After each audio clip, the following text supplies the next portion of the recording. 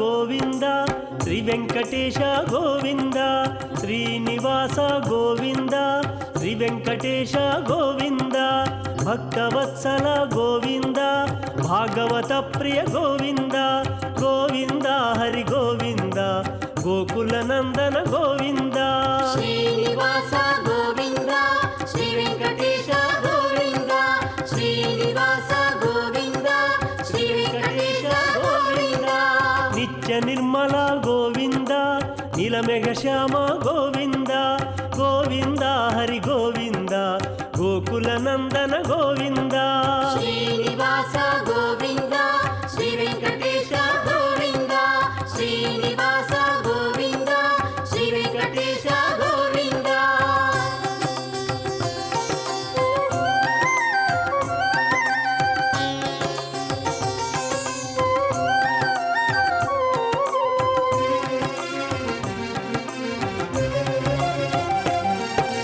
పురాణ పురుష గోవింద పుండరికాక్ష గోవింద గోవింద హరి గోవింద గోకుల నందన గోవింద శ్రీనివాస గోవింద శ్రీ వెంకటేశ గోవింద శ్రీనివాస గోవింద శ్రీ వెంకటేశ గోవింద నందనందన గోవింద నవనీత చోర గోవింద గోవింద హరి గోవింద గోకుల నందన గోవింద శ్రీనివాస గోవింద శ్రీ వెంకటేశ గోవింద శ్రీనివాస గోవింద శ్రీ వెంకటేశ గోవింద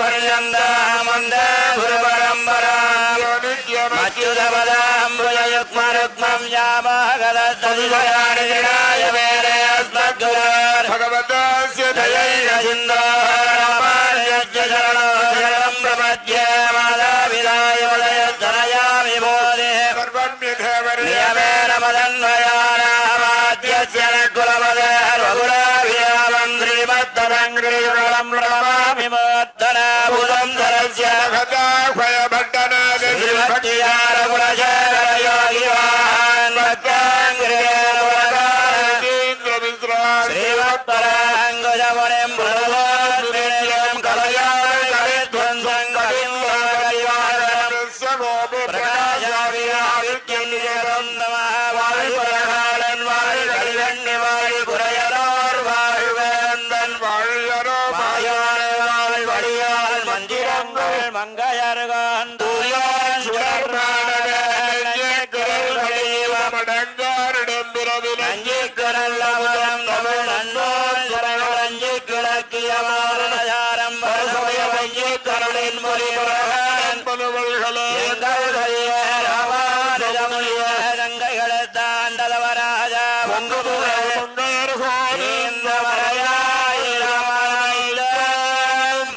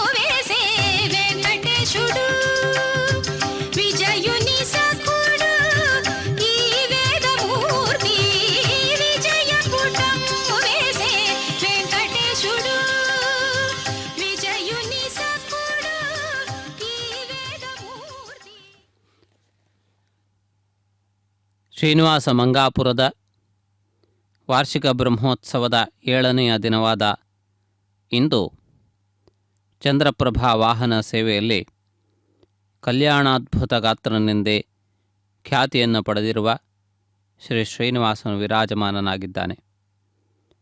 ಕಲ್ಯಾಣ ವೆಂಕಟೇಶ್ವರ ಎನ್ನುವ ಹೆಸರಿಗೆ ಯೋಗ್ಯವಾದಂತಹ ರೀತಿಯಲ್ಲಿ ಪರಮಾತ್ಮನು ಭಕ್ತಜನರಿಗೆ ಶುಭವನ್ನು ಹಾರೈಸುತ್ತಾ ವಿರಾಜಮಾನನಾಗಿದ್ದಾನೆ. ಈ ಶುಭ ವೇಳೆಯಲ್ಲಿ ಅತ್ಯಂತ ಆಕರ್ಷಣೀಯವಾದಂತಹ ಮೇಳ ತಾಳಗಳೊಂದಿಗೆ ಈ ಮೆರವಣಿಗೆ ಮುಂದುವರಿಯುತ್ತಿದೆ. ಈ ಮಂಗಳಕರವಾದಂತಹ ರಾತ್ರಿಯಲ್ಲಿ ಚಂದ್ರೋದಯದ ಸಂದರ್ಭದಲ್ಲಿ ಚಂದ್ರಕಾಂತಿಯ ಮಧ್ಯದಲ್ಲಿ ಪರಮಾತ್ಮ ವಿರಾಜಮಾನನಾಗಿದ್ದಾನೆ. ವಿಶೇಷವಾಗಿ ಶ್ರೀಕೃಷ್ಣನ ರೂಪಧಾರಣೆಯನ್ನು ಮಾಡಿ ನವನೀತ ಕೃಷ್ಣನಾಗಿ ಭಗವಂತನು ದರ್ಶನವನ್ನು ನೀಡುತ್ತಿದ್ದಾನೆ. ಸೂರ್ಯ ಚಂದ್ರರನ್ನು ತನ್ನ ಶಿರಸ್ಸಿನ ಭೂಷಣವಾಗಿ ಪರಮಾತ್ಮ ಇರಿಸಿಕೊಂಡಿರುವುದನ್ನು ತಾವು ಕಾಣಬಹುದು. ಪುರಾಣಗಳು ಸೂರ್ಯಚಂದ್ರರು ಭಗವಂತನ 2 ಕಣ್ಣುಗಳು, ಆ ಮೂಲಕ ಪರಮಾತ್ಮ ಜಗತ್ತನ್ನೆಲ್ಲವನ್ನೂ ಕೂಡ ಹಗಲು ರಾತ್ರಿ ಎನ್ನುವಂತಹ ಭೇದವಿಲ್ಲದೆ ಎಲ್ಲ ಸಮಯಗಳಲ್ಲಿಯೂ ಕೂಡ ವೀಕ್ಷಿಸುತ್ತಾನೆ ಎನ್ನುವಂತಹ ವರ್ಣನೆಯನ್ನು ಮಾಡಿದೆ. ಪರಮಾತ್ಮನು ಪ್ರತಿ ಕ್ಷಣವನ್ನೂ ಕೂಡ ಅರಿತವನು, ನೋಡುವವನು. ಆದ್ದರಿಂದಲೇ ಪರಮಾತ್ಮನಿಗೆ ಸರ್ವಜ್ಞ ಎನ್ನುವಂತಹ ಹೆಸರಿದೆ. ಪರಮಾತ್ಮನು ಅರಿಯದೇ ಇರುವಂತಹ ವಿಷಯವಿಲ್ಲ ಎನ್ನುವುದು ಅದರ ಹಿನ್ನೆಲೆ.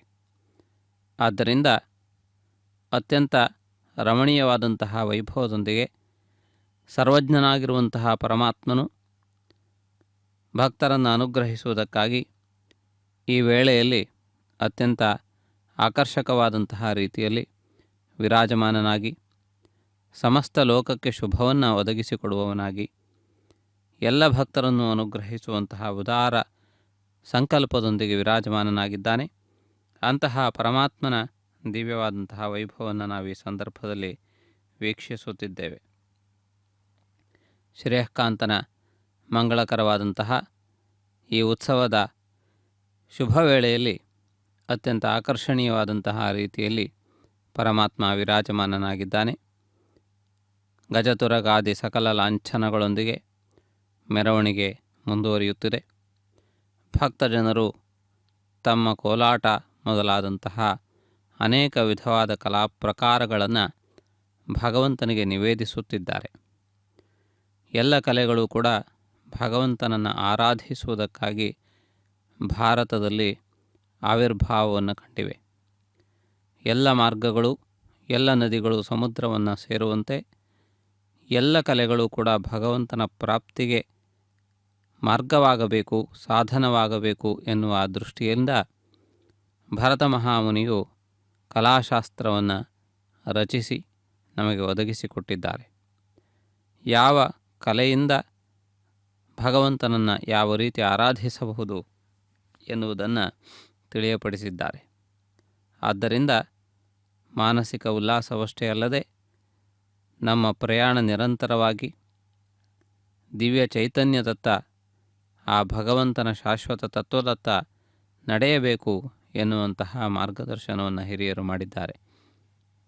ಆ ನಿಟ್ಟಿನಲ್ಲಿ ಇಂತಹ ಉತ್ಸವಗಳಲ್ಲಿ ಪ್ರತಿಯೊಬ್ಬ ಕಲಾವಿದನೂ ಭಗವಂತನ ಆರಾಧನೆ, ಇದು ಭಗವಂತನ ಪೂಜೆ ಎಂದು ಭಾವಿಸಿ ಈ ಕಾರ್ಯಕ್ರಮಗಳಲ್ಲಿ ಭಾಗವಹಿಸುತ್ತಾರೆ. ಅವರ ಮನಸ್ಸಿನಲ್ಲಿ ಪೂರ್ತಿಯಾಗಿ ಆ ಭಗವಂತನ ಚಿಂತನೆ ಅಡಗಿರುತ್ತದೆ. ಭಗವಂತನಿಗೆ ಮಾಡುವಂತಹ ಸೇವೆ ಎನ್ನುವಂತಹ ಭಾವವಿರುತ್ತದೆ.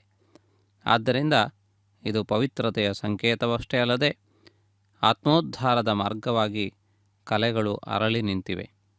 ಆ ರೀತಿಯಾಗಿ ಶ್ರೀನಿವಾಸ ಮಂಗಾಪುರದ ಕಲ್ಯಾಣ ವೆಂಕಟೇಶ್ವರ ಸ್ವಾಮಿಯ ಬ್ರಹ್ಮೋತ್ಸವದ ಶುಭ ವೇಳೆಯಲ್ಲಿ ಶ್ರೀ ಶ್ರೀನಿವಾಸನು ವಿರಾಜಮಾನನಾಗಿದ್ದಾನೆ.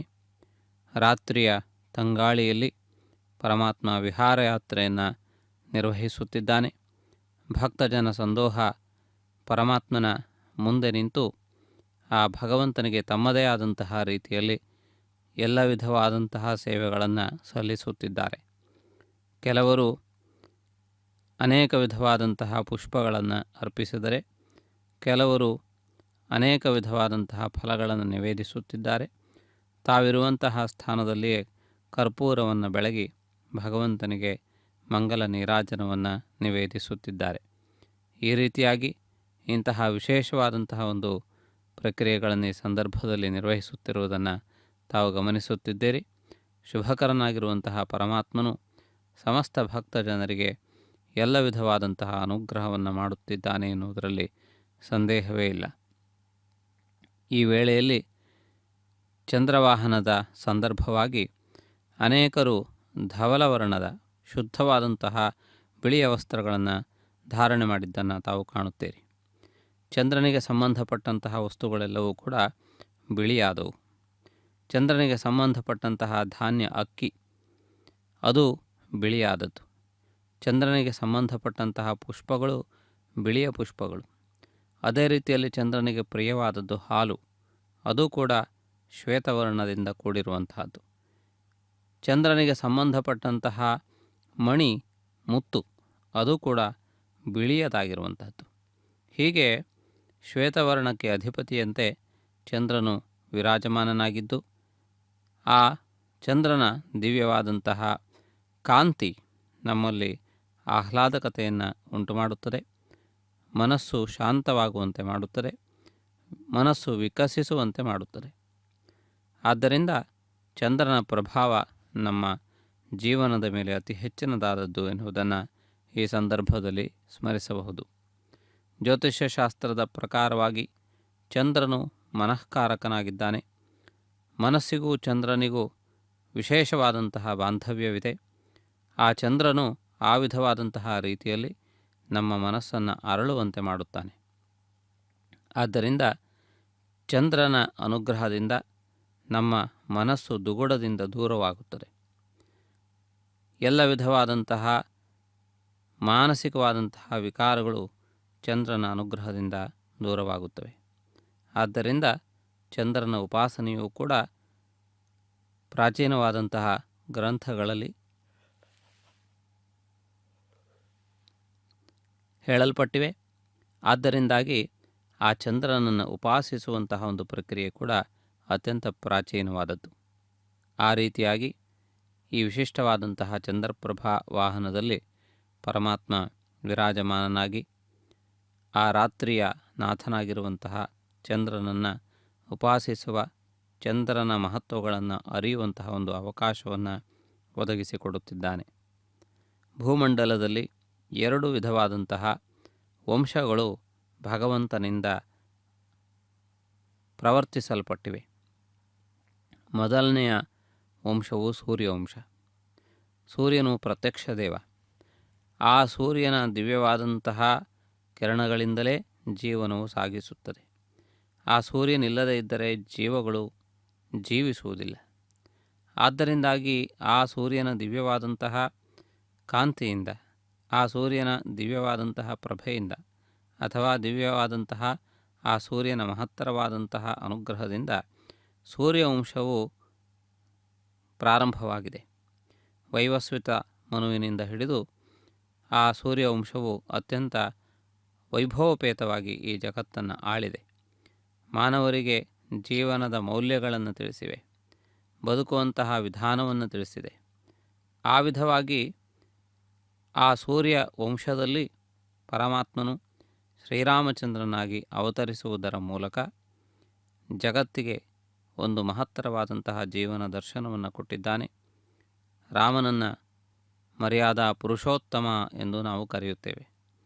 ಆ ರೀತಿಯಾಗಿ ಎಲ್ಲ ವಿಧವಾದಂತಹ ಮರ್ಯಾದೆಗಳನ್ನು, ನಿಯಮಗಳನ್ನು, ಯಾವ ದಾರಿಯಲ್ಲಿ ಜೀವನ ಸಾಗಬೇಕು, ಬರುವಂತಹ ಸವಾಲುಗಳನ್ನು ಯಾವ ರೀತಿ ಎದುರಿಸಬೇಕು, ಯಾವ ವಿಧವಾದಂತಹ ಲೋಭ ಮೋಹಗಳು ಎದುರಾಗಿದ್ದಾಗ ನಾವು ಯಾವ ರೀತಿ ಜೀವನವನ್ನು ಮಾಡಬೇಕು ಎನ್ನುವುದನ್ನು ರಾಮನು ನಮಗೆ ತಿಳಿಯಪಡಿಸಿದ್ದಾನೆ.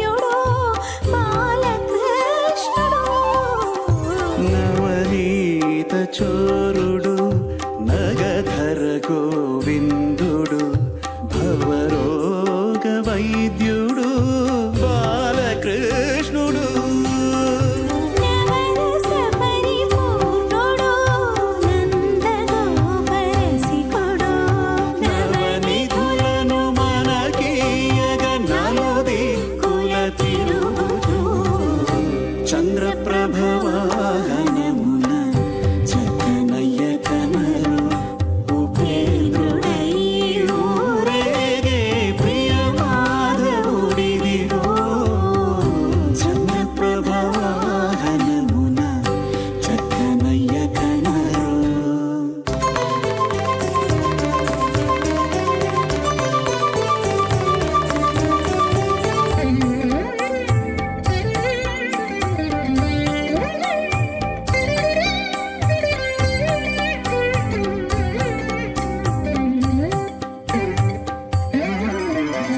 చింతామణి మించిన సౌదామిని కాంతుల వెలిగేటి దేవుడు వేద వేద్యుడు చింతామణి మించిన సౌదామిని కాంతుల వెలిగేటి దేవుడు వేదవేద్యుడు వదనము విధు బింబమై మధురోహన మూలమై మది మదిలో కొలువు తీరి మనము కొలు తీర్చుచు చంద్రప్రభవాహనమున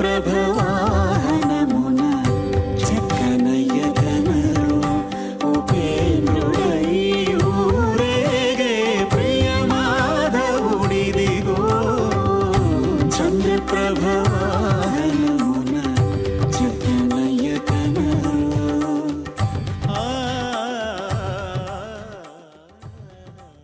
ಕಲ್ಯಾಣಾದ್ಭುತಗಾತ್ರನಾದ ಶ್ರೀ ಶ್ರೀನಿವಾಸನ ಚಂದ್ರಪ್ರಭಾ ವಾಹನದ ವೈಭವವನ್ನು ಈ ಹಿಂದಿನ ಗೀತೆಯಲ್ಲಿ ತಾವು ಕೇಳಿದ್ದೀರಿ.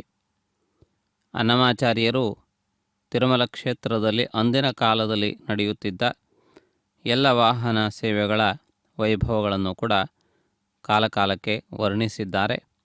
ಅವುಗಳ ಮಹತ್ವವನ್ನು ತಿಳಿಸಿದ್ದಾರೆ. ಅದರ ಜೊತೆಗೆ ಅದರ ಲಾಲಿತ್ಯವನ್ನು ಕೂಡ ಅವರು ತಮ್ಮ ಗೀತೆಗಳ ಮೂಲಕವಾಗಿ ಹಾಡಿದ್ದಾರೆ. ಚಂದ್ರಪ್ರಭಾ ವಾಹನ ಅತ್ಯಂತ ಲಲಿತವಾದದ್ದು. ಚಂದ್ರನು ಎಲ್ಲರಿಗೂ ಪ್ರಿಯನಾದವನು. ಚಂದ್ರನನ್ನು ದ್ವೇಷಿಸುವವರು ಯಾರೂ ಇಲ್ಲ. ಆದ್ದರಿಂದ ಸಮಸ್ತ ಜೀವರಾಶಿಗಳಿಗೆ ಚಂದ್ರನಂತೆ ಪ್ರಿಯರಾಗಿರಬೇಕು ಎನ್ನುವಂತಹ ಮಾತನ್ನು ಅನೇಕ ಸಂದರ್ಭಗಳಲ್ಲಿ ಹಿರಿಯರು ನುಡಿದಿದ್ದಾರೆ. ಚಂದ್ರನಂತೆ ಆಹ್ಲಾದಕತ್ವ ಎನ್ನುವುದು ಮಾನವರ ಗುಣಗಳಲ್ಲಿ ಒಂದಾಗಿರಬೇಕು. ಆದ್ದರಿಂದ ಚಂದ್ರನ ಆಹ್ಲಾದಕತೆ ಎನ್ನುವಂತಹ ಗುಣವು ಅತ್ಯಂತ ವಿಶೇಷವಾದದ್ದು. ಸೂರ್ಯನು ಬಲಿಷ್ಠನಾಗಿದ್ದರೂ ಕೂಡ ಅವನ ಪ್ರಖರವಾದಂತಹ ಕಿರಣಗಳು ನಮ್ಮಲ್ಲಿ ತಾಪವನ್ನು ಉಂಟು ಮಾಡುತ್ತವೆ. ಆದರೆ ಚಂದ್ರನ ಕಿರಣಗಳು ದುಃಖವನ್ನು ಹೋಗಲಾಡಿಸುತ್ತವೆ, ತಾಪವನ್ನು ನಿವಾರಿಸುತ್ತವೆ, ನಮ್ಮಲ್ಲಿ ಆನಂದವನ್ನು ಉಂಟು ಮಾಡುತ್ತವೆ. ಆದ್ದರಿಂದ ಹುಣ್ಣಿಮೆಯ ರಾತ್ರಿಗಳಲ್ಲಿ ವಿಶೇಷವಾದಂತಹ ಕಾರ್ಯಗಳನ್ನು ನಿರ್ವಹಿಸುತ್ತಾರೆ. ಹುಣ್ಣಿಮೆಯಲ್ಲಿ ವಿಶೇಷವಾದಂತಹ ಆಚರಣೆಗಳನ್ನು ಮಾಡುತ್ತಾರೆ. ಅನೇಕ ಕ್ಷೇತ್ರಗಳಲ್ಲಿ ಹುಣ್ಣಿಮೆಯ ಪರ್ವದಿನದಂದು ಮಹತ್ವಪೂರ್ಣವಾದಂತಹ ಭಗವದ್ ಆರಾಧನಾದಿ ವಿಧಿಗಳನ್ನು ನಿರ್ವಹಿಸುತ್ತಾರೆ. ಅದಕ್ಕೆ ಕಾರಣ ಚಂದ್ರನ ಪ್ರಭಾವದಿಂದ ಎಲ್ಲರ ಮನಸ್ಸುಗಳು ತಿಳಿಯಾಗಿರುತ್ತವೆ ಎನ್ನುವುದಾಗಿದೆ. ಆದ್ದರಿಂದ ಎಲ್ಲರ ಮನಸ್ಸಿಗೆ ಶಾಂತಿಯನ್ನು ಒದಗಿಸಿಕೊಡುವಂತಹ ಚಂದ್ರನನ್ನು ಆರಾಧಿಸುತ್ತಾ ಚಂದ್ರಬಿಂಬದ ಮಧ್ಯದಲ್ಲಿ ಚಂದ್ರನ ಆಹ್ಲಾದಕ ತತ್ವಕ್ಕೆ ಕಾರಣೀಭೂತನಾದಂತಹ ಪರಮಾತ್ಮನನ್ನು ಈ ಸಂದರ್ಭದಲ್ಲಿ ಸ್ಮರಿಸಬೇಕಾಗಿದೆ. ಅಮೃತ ಕಲಶವನ್ನು ಪರಮಾತ್ಮ ಕೈಯಲ್ಲಿ ಹಿಡಿದಿದ್ದಾನೆ. ಇದು ಕೃಷ್ಣಾವತಾರದ ನವನೀತದ ಭಾಂಡವೆಂದು ಕೂಡ ಕೆಲವರು ಭಾವಿಸುತ್ತಾರೆ. ಪರಮಾತ್ಮನು ಯಾವುದನ್ನು ನೀಡಿದರೂ ಕೂಡ ಅದು ಅಮೃತಕ್ಕಿಂತಲೂ ಯಾವುದೂ ಕೂಡ ಕಡಿಮೆಯಾದದ್ದಲ್ಲ. ಆದ್ದರಿಂದಾಗಿ ಪರಮಾತ್ಮನು ನವನೀತವನ್ನೇ ಕೈಯಲ್ಲಿ ಹಿಡಿದಿದ್ದರೂ ಅಥವಾ ಪರಮಾತ್ಮನು ತನ್ನ ಕೈಯಲ್ಲಿ ಅಮೃತ ಭಾಂಡವನ್ನೇ ಹಿಡಿದಿದ್ದರೂ ಎಲ್ಲವೂ ಕೂಡ ಅಮೃತಮಯವಾದದ್ದೇ, ಆನಂದಮಯವಾದದ್ದೇ. ಆದ್ದರಿಂದ ಪರಮಾತ್ಮನ ಮೋಹಿನಿ ಅವತಾರವಾದರೂ ಪರಮಾತ್ಮನ ಕೃಷ್ಣಾವತಾರವಾದರೂ ಈ ಸಂದರ್ಭದಲ್ಲಿ ಯಾವುದೂ ಕೂಡ ಬೇರೆಯಾಗಿ ಕಾಣುವುದಿಲ್ಲ. ಪರಮಾತ್ಮನು ನವನೀತ ಪ್ರಿಯ, ಅಂದರೆ ಹಾಲನ್ನು ಹೆಪ್ಪುಗಟ್ಟಿಸಿ ಆ ಮೊಸರನ್ನು ಅನೇಕ ವಿಧವಾಗಿ ಅದನ್ನು ಮಥಿಸಿದಾಗ ನಮಗೆ ಒದಗಿ ಬರುವಂತಹ ಸಾರ ನವನೀತ. ಆದ್ದರಿಂದಾಗಿ ಸಮಸ್ತ ವೇದಗಳ ಸಾರವಾಗಿ ನವನೀತವಾಗಿ ಉಪನಿಷತ್ತುಗಳು ಹೊರಹೊಮ್ಮಿವೆ. ಮಹತ್ತರವಾದಂತಹ ಕ್ಷೀರಸಾಗರದ ಮಥನದಿಂದ ಹೇಗೆ ಅಮೃತವು ಹೊರಬಿದ್ದಿದೆಯೋ, ಅನೇಕ ಶಾಸ್ತ್ರಗಳ ಮಥನದಿಂದ ಉಪನಿಷತ್ತುಗಳು ಸಮಸ್ತ ವೇದ ಸಾರವಾಗಿ ಹೊರಹೊಮ್ಮಿವೆ. ಆ ಉಪನಿಷತ್ತುಗಳೆಲ್ಲವೂ ಕೂಡ ಪರಮಾತ್ಮನ ಇರುವಿಕೆಯ ಬಗ್ಗೆ, ಪರಮಾತ್ಮನನ್ನು ಸೇರುವುದಕ್ಕೆ ಆಚರಿಸಬೇಕಾದ, ಅವಲಂಬಿಸಬೇಕಾದಂತಹ ಮಾರ್ಗದ ಬಗ್ಗೆ ನಮಗೆ ಸ್ಪಷ್ಟವಾಗಿ ಮಾರ್ಗದರ್ಶನವನ್ನು ಮಾಡಿವೆ. ಆದ್ದರಿಂದ ನವನೀತ ಕೃಷ್ಣನು ಉಪನಿಷತ್ ಪ್ರತಿಪಾದ್ಯನಾದಂತಹ ಪರಮಾತ್ಮ ಉಪನಿಷದ್ ಅರ್ಥಗಳನ್ನು, ಉಪನಿಷದ್ ಬೋಧೆಯನ್ನು ಪರಮಾತ್ಮ ಈ ಕಲಶದಲ್ಲಿ ಹಿಡಿದಿಟ್ಟುಕೊಂಡಿದ್ದಾನೆ. ಪರಮಾತ್ಮ ನವನೀತ ಪ್ರಿಯ ಎನ್ನುವುದಕ್ಕೆ ಪರಮಾತ್ಮನು ಉಪನಿಷತ್ ಪ್ರಿಯ ಎಂದು ವ್ಯಾಖ್ಯಾನವನ್ನು ಮಾಡಬಹುದು. ಯಾಕೆಂದರೆ ಉಪನಿಷತ್ತುಗಳು ವೇದಸಾರ, ಉಪನಿಷತ್ತುಗಳು ಭಗವಂತನನ್ನು ಅರಿಯುವುದಕ್ಕೆ ಬೇಕಾದಂತಹ ಮಾರ್ಗದರ್ಶನವನ್ನು ಮಾಡಿವೆ ಎನ್ನುವ ಕಾರಣದಿಂದ ಆ ಭಗವಂತನ ದಿವ್ಯವಾದಂತಹ ಅನುಗ್ರಹ ನಮಗೆ ಅತ್ಯಂತ ಮುಖ್ಯವಾದದ್ದು. ಭಗವಂತನನ್ನು ಸೇರುವಂತಹ ಮಾರ್ಗ ಅತ್ಯಂತ ಪ್ರಧಾನವಾದದ್ದು. ಜೀವಿಗಳೆಲ್ಲರೂ ಕೂಡ ಕೊನೆಯಲ್ಲಿ ಭಗವಂತನಲ್ಲಿ ಲೀನವಾಗಬೇಕು, ಲಯವಾಗಬೇಕು, ಭಗವಂತನನ್ನು ಸೇರಬೇಕು ಎಂದು ಉಪದೇಶಿಸಲ್ಪಟ್ಟಿದೆ. ಆದ್ದರಿಂದಾಗಿ ಭಗವಂತನನ್ನು ಸೇರುವ ಮಾರ್ಗವನ್ನು ಉಪನಿಷತ್ತುಗಳು ಬೋಧಿಸಿರುವುದರಿಂದ ಇಂದಿನ ಚಂದ್ರಪ್ರಭಾ ವಾಹನ ಸೇವೆಯಲ್ಲಿ ಆ ಅಂಶವನ್ನು ವಿಶೇಷವಾಗಿ ನಾವು ಮನನ ಮಾಡುವಂತಹ ಅವಕಾಶವಿದೆ. ಈ ಹಿಂದೆ ಸೂರ್ಯವಂಶ ಹಾಗೂ ಚಂದ್ರವಂಶ ಎನ್ನುವಂತಹ ಎರಡು ಆಳ್ವಿಕೆಯ ವಂಶದ ಬಗ್ಗೆ ನಾವು ಈ ಸಂದರ್ಭದಲ್ಲಿ ಸ್ಮರಿಸಿಕೊಂಡಿದ್ದೆವು. ಪರಮಾತ್ಮನು ಮೊದಲು ಸೂರ್ಯವಂಶದಲ್ಲಿ ಆವಿರ್ಭವಿಸಿದ್ದಾನೆ, ಸೂರ್ಯವಂಶವನ್ನು ಬೆಳಗಿದ್ದಾನೆ. ಸೂರ್ಯವಂಶವೇ ಭಗವಂತನ ಆವಿರ್ಭಾವದಿಂದ ಕೃತಾರ್ಥತೆಯನ್ನು ಪಡೆದಿದೆ. ಅಷ್ಟಲ್ಲದೆ ರಾಮನ ಮಾರ್ಗವು ಅತ್ಯಂತ ಪ್ರಶಸ್ತವಾಗಿ ಸಮಸ್ತ ಲೋಕಕ್ಕೆ ಮಾರ್ಗದರ್ಶಕವಾಗಿ ನಿಂತಿದೆ. ರಾಮನ ನಡಿಗೆ, ರಾಮನ ನುಡಿ ಇವೆಲ್ಲವೂ ಕೂಡ ಜಗತ್ತಿಗೆ ಸದಾ ಸರ್ವದಾ ದಾರಿದೀಪವಾಗಿ ನಿಂತಿದೆ. ಮಾನವನ ಜೀವನವಿರುವವರೆಗೂ ಕೂಡ ರಾಮನೆನ್ನುವಂತಹ ದೀಪವು ಮಾರ್ಗಬಂಧುವಾಗಿ ಪ್ರತಿಯೊಂದು ಸಂದರ್ಭಗಳಲ್ಲಿಯೂ ಕೂಡ ನಮ್ಮನ್ನು ನಡೆಸುತ್ತಿದೆ, ಪ್ರತಿಯೊಂದು ಸಂದರ್ಭದಲ್ಲಿಯೂ ಕೂಡ ನಮ್ಮನ್ನು ಮುನ್ನಡೆಸುತ್ತಿದೆ. ಆದ್ದರಿಂದ ಆ ಮಾರ್ಗವನ್ನು ಹಿಡಿದು ನಡೆದಂತಹ ವ್ಯಕ್ತಿಗಳು ದಾರಿ ತಪ್ಪುವಂತಹ ಸಂದರ್ಭವಿಲ್ಲ. ಆ ರೀತಿಯಾಗಿ ಬದುಕಿ ತೋರಿಸಿದಂತಹ ಆ ಭಗವಂತನನ್ನು ಸದಾ ನಾವು ಸ್ಮರಿಸಬೇಕಾಗಿದೆ. ವೈಕುಂಠ ಲೋಕದ ಹಾಲಿನ ಕಡಲಿನಲ್ಲಿ ಪರಮಾತ್ಮ ಶೇಷತಲ್ಪದಲ್ಲಿ ಶಯನಿಸುತ್ತಾನೆ ಎನ್ನುವಂತಹ ವರ್ಣನೆ ಇದೆ. ಆ ಪರಮಾತ್ಮನನ್ನು ನೋಡುವಂತಹ ಅವಕಾಶ ನಮಗೆ ದುರ್ಲಭ. ಅಂತಹ ಪರಮಾತ್ಮನು ನಮಗಾಗಿ ಇಳಿದು ಬಂದಂತಹ ಸಂದರ್ಭ ರಾಮಾವತಾರ.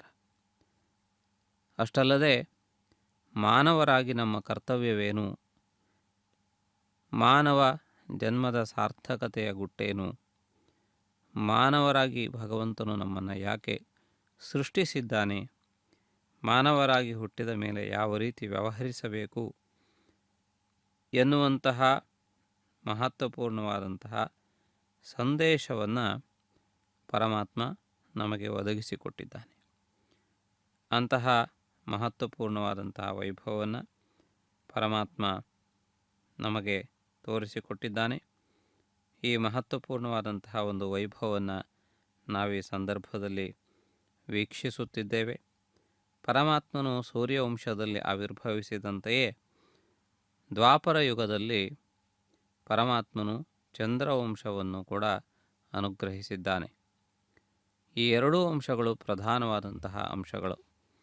ಆದ್ದರಿಂದಾಗಿ ಕೃಷ್ಣನಾಗಿ ಪರಮಾತ್ಮ ಆವಿರ್ಭವಿಸಿ ದ್ವಾಪರ ಯುಗದಲ್ಲಿ ಜಗತ್ತಿಗೆ ಧರ್ಮಬೋಧನೆಯನ್ನು ಮಾಡುವುದಷ್ಟೇ ಅಲ್ಲದೆ ಅಧರ್ಮಿಗಳನ್ನು ಶಿಕ್ಷಿಸಿ ಧರ್ಮ ಪ್ರತಿಷ್ಠಾಪನೆಯನ್ನು ಮಾಡಿದ್ದಾನೆ. ಯಾವುದು ಧರ್ಮ ಯಾವುದು ಅಧರ್ಮ ಎನ್ನುವಂತಹ ವಿಷಯದಲ್ಲಿ ಇರುವಂತಹ ಸಂಶಯಗಳನ್ನು ನಿವಾರಿಸಿದ್ದಾನೆ. ಯಾವುದು ರಾಕ್ಷಸೀಯವಾದಂತಹ ತತ್ವ, ಯಾವುದು ದೈವೀ ತತ್ವ. ಆದ್ದರಿಂದ ಅಂತಹ ದೈವೀ ಸಂಪತ್ ವಿಮೋಕ್ಷಾಯ, ದೈವೀ ಸಂಪತ್ತು ಯಾವ ರೀತಿ ಸಾಧಿಸಲ್ಪಡಬೇಕು ಎನ್ನುವುದನ್ನು ಪರಮಾತ್ಮ ಸ್ಪಷ್ಟಗೊಳಿಸಿದ್ದಾನೆ. ಆದ್ದರಿಂದ ಲೋಕಕ್ಕೆ ಅಪಾರವಾದಂತಹ ಅನುಗ್ರಹವನ್ನು ತನ್ನ ಉಪದೇಶದ ಮೂಲಕ ಮಾಡಿದ್ದಾನೆ. ಭಗವಂತನನ್ನು ಅನುಸರಿಸುವುದು ಕಷ್ಟ, ಅದರಲ್ಲಿಯೂ ಕೃಷ್ಣನನ್ನು ಅನುಸರಿಸುವುದು ಅಸಾಧ್ಯ. ಆದರೆ ಪರಮಾತ್ಮನು ಉಪದೇಶಿಸಿದಂತಹ ಮಾರ್ಗ ಸದಾ ಸರ್ವದಾ ಆದರಣೀಯವಾದದ್ದು, ಆಶ್ರಯಣೀಯವಾದದ್ದು. ಆ ರೀತಿ ತನ್ನ ನಡಿಗೆಯ ಮೂಲಕ ರಾಮರೂಪದಲ್ಲಿ ಮಾರ್ಗವನ್ನು ತೋರಿಸಿದರೆ, ತನ್ನ ನುಡಿಯ ಮೂಲಕ ಕೃಷ್ಣಾವತಾರದಲ್ಲಿ ನಮಗೆ ಮಾರ್ಗದರ್ಶನವನ್ನು ಮಾಡಿದ್ದಾನೆ. ಯಾರು ರಾಮನೋ ಅವನೇ ಕೃಷ್ಣನು. ಆದ್ದರಿಂದಾಗಿ ಕೃಷ್ಣನ ನಡೆಯನ್ನು, ಕೃಷ್ಣನ ನುಡಿಯನ್ನು ಅನುಸರಿಸಬೇಕು, ರಾಮನ ನಡೆಯನ್ನು ಅನುಸರಿಸಬೇಕು. ಆದ್ದರಿಂದ ಅಘಟಿತ ಘಟನಾ ಸಮರ್ಥನಾಗಿರುವಂತಹ ಪರಮಾತ್ಮನನ್ನು ನಾವು ಪರಮಾತ್ಮನು ವ್ಯವಹರಿಸಿದಂತೆ ವ್ಯವಹರಿಸಲು ನಮ್ಮಿಂದ ಸಾಧ್ಯವಾಗುವಂತಹ ವಿಷಯವಲ್ಲ. ಪರಮಾತ್ಮನು ನರಸಿಂಹಾಕೃತಿಯಿಂದ ರಾಕ್ಷಸನನ್ನು ಸೀಳಿದ್ದಾನೆ. ಅವೆಲ್ಲವನ್ನೂ ಕೂಡ ಅನುಕರಿಸಲು ನಮ್ಮಿಂದ ಸಾಧ್ಯವಿಲ್ಲ. ಮಂದರ ಪರ್ವತವನ್ನು ಪರಮಾತ್ಮ ತನ್ನ ಬೆನ್ನಿನ ಮೇಲೆ ಹೊತ್ತಿದ್ದಾನೆ. ಅದು ನಮ್ಮಿಂದ ಸಾಧ್ಯವಾಗುವಂತಹದ್ದಲ್ಲ. ಪರಮಾತ್ಮನು ಮಹಾಪ್ರಳಯದಲ್ಲಿ ಮತ್ಸ್ಯಾವತಾರವನ್ನು ಎತ್ತಿ ಎಲ್ಲ ಜೀವಿಗಳು ಇರುವಂತಹ ಹಡಗನ್ನು ಅನೇಕ ಸಾವಿರ ಲಕ್ಷ ವರ್ಷಗಳವರೆಗೆ ಅದನ್ನು ಹಿಡಿದಿಟ್ಟಿದ್ದಾನೆ. ಅದು ಕೂಡ ನಮ್ಮಿಂದ ಸಾಧ್ಯವಾಗುವಂತಹದ್ದಲ್ಲ. ವಾಮನ ಮೂರ್ತಿಯಾಗಿ ತ್ರಿಲೋಕಗಳನ್ನು ಆಕ್ರಮಿಸಿದ್ದಾನೆ. ಅದನ್ನೂ ನಾವು ಅನುಸರಿಸಲು ಸಾಧ್ಯವಿಲ್ಲ. ಅದರಂತೆಯೇ ಕೃಷ್ಣಾವತಾರದಲ್ಲಿ ಭಗವಂತನು ಮಾಡಿದಂತಹ ಅನೇಕ ರಾಕ್ಷಸ ಸಂಹಾರ ಲೀಲೆಗಳನ್ನು ನಮ್ಮಿಂದ ಮಾಡಲು ಸಾಧ್ಯವಿಲ್ಲ. ಕಾಳಿಂಗನ ಹೆಡೆಯ ಮೇಲೆ ಪುಟ್ಟ ಕೃಷ್ಣನು ನರ್ತನವನ್ನು ಮಾಡಿದ್ದಾನೆ. ಅವೆಲ್ಲವನ್ನೂ ಕೂಡ ನಾವು ಮಾಡಲು ಸಾಧ್ಯವಿಲ್ಲ. ಆದ್ದರಿಂದ ಆ ಶ್ರೀಕೃಷ್ಣನ ನುಡಿಯನ್ನು ಅನುಸರಿಸಿ ನಡೆದರೆ ಅದಕ್ಕಿಂತಲೂ ಹಿರಿದಾದಂತಹ ಮಾರ್ಗ ನಮಗಿಲ್ಲ. ಆದ್ದರಿಂದ ಜಗದ್ಗುರುವಾಗಿರುವಂತಹ ಕೃಷ್ಣನನ್ನು ನಮಿಸೋಣ. ಕೃಷ್ಣಂ ವಂದೇ ಜಗದ್ಗುರುಂ. చింతల చిగురులే చిచ్చులడా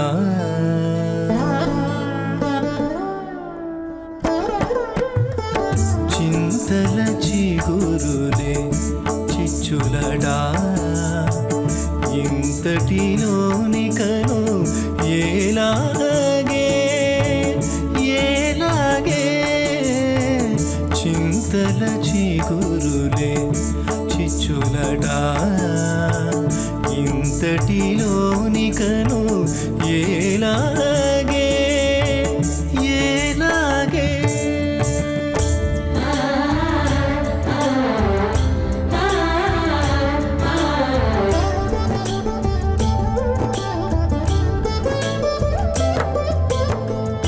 చక్కని మన్మథ సంవత్సరంబున చుక్కల రాజే సూర్యుడై చక్కని మన్మథ సంవత్సరంబున చుక్కల రాజే సూర్యుడై ఎక్కువ రాత్రుల ఎండగాయునట ఎక్కువ రాత్రుల ఎండగాయునట ఎక్కడిదిక బ్రతుకు ఏలాగే ఏలాగే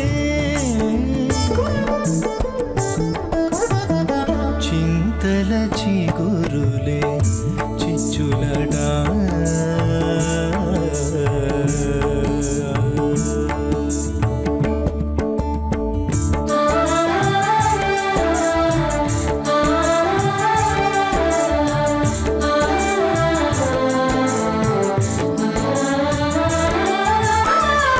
కాంతల నడుముల కరవయ్యడినట అంతట జౌవనపు ఆమనిని కాంతల నడుముల కరవయ్యడినట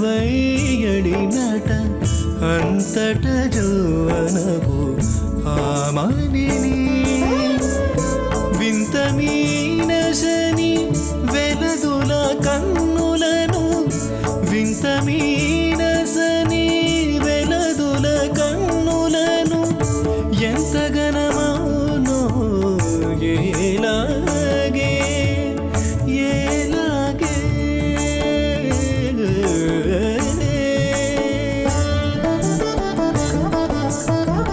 చింతల చిగురులే చిచ్చులడా ఇంతటిలోనికను ఏలాగే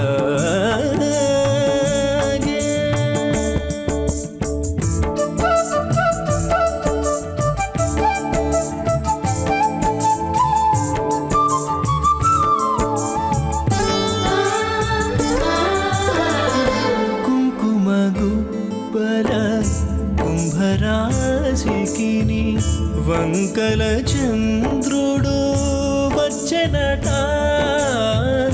కుంకుమ గుబ్బల కుంభరాశికిని వంకల చంద్రుడు వచ్చెనట వెంకటరమణుడు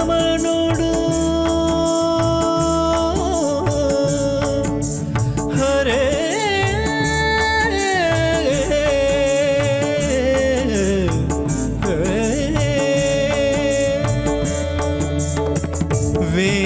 వెంకటరమణుడు వెలదిగూడినట ఇంకని తమకము ఏలాగే వెంకటరమణుడు వెలదిగూడినట ఇంకని తమకము ఏలాగే ఏలాగే చింతల చిగురులే చిచ్చులడా ఇంతటిలోనికను ఏలాగే ఏలాగే ఏలాగే ఏలాగే. నమో వెంకటేశాಯ. ಕಲ್ಯಾಣ ವೆಂಕಟೇಶ್ವರ ಸ್ವಾಮಿಯ ವಾರ್ಷಿಕ ಬ್ರಹ್ಮೋತ್ಸವದ ಭಾಗವಾಗಿ ಚಂದ್ರಪ್ರಭಾ ವಾಹನ ಸೇವೆಯನ್ನು ವೀಕ್ಷಿಸುತ್ತಿದ್ದೀರಿ. ತಿರುಮಲ ತಿರುಪತಿ ದೇವಸ್ಥಾನದ ಆಳ್ವಿಕೆಗೆ ಒಳಪಟ್ಟಿರುವ ಪ್ರಧಾನವಾದ ದೇವಾಲಯಗಳಲ್ಲಿ ಮುಖ್ಯವಾದ ಕ್ಷೇತ್ರಗಳಲ್ಲಿ ಶ್ರೀನಿವಾಸ ಮಂಗಾಪುರವು ಒಂದಾಗಿದೆ. ತಿರುಪತಿ ನಗರದಿಂದ ಸ್ವಲ್ಪ ದೂರದಲ್ಲಿರುವ ತಿರುಮಲ ಕ್ಷೇತ್ರದ ನಡಿಗೆಯ ದಾರಿಗಳಲ್ಲಿ ಒಂದಾದ ಶ್ರೀವಾರಿಮೆಟ್ಟು ಎನ್ನುವ ಸ್ಥಾನದಿಂದ ಅತಿ ಸಮೀಪದಲ್ಲಿರುವಂತಹ ಕ್ಷೇತ್ರ. ಪ್ರಾಚೀನತೆಯಿಂದಲೂ ಪೌರಾಣಿಕ ಹಿನ್ನೆಲೆಯಿಂದಲೂ ಭಕ್ತ ಜನರಿಗೆ ಪ್ರಿಯವಾದ ಕ್ಷೇತ್ರವಾಗಿಯೂ ಇದು ಅತ್ಯಂತ ಪ್ರಸಿದ್ಧಿಯನ್ನು ಪಡೆದಿದೆ.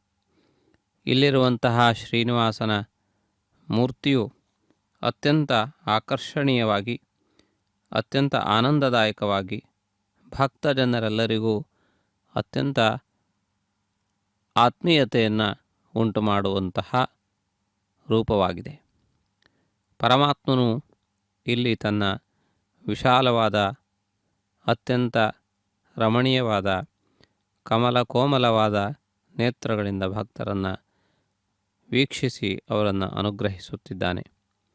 ಆ ಪರಮಾತ್ಮನ ದಿವ್ಯವಾದಂತಹ ರೂಪವಷ್ಟೇ ಅಲ್ಲದೆ ಆ ಪರಮಾತ್ಮನು ನಿಂತ ಭಂಗಿಯೂ ಕೂಡ ಅಷ್ಟು ಆಕರ್ಷಣೀಯವಾದದ್ದು.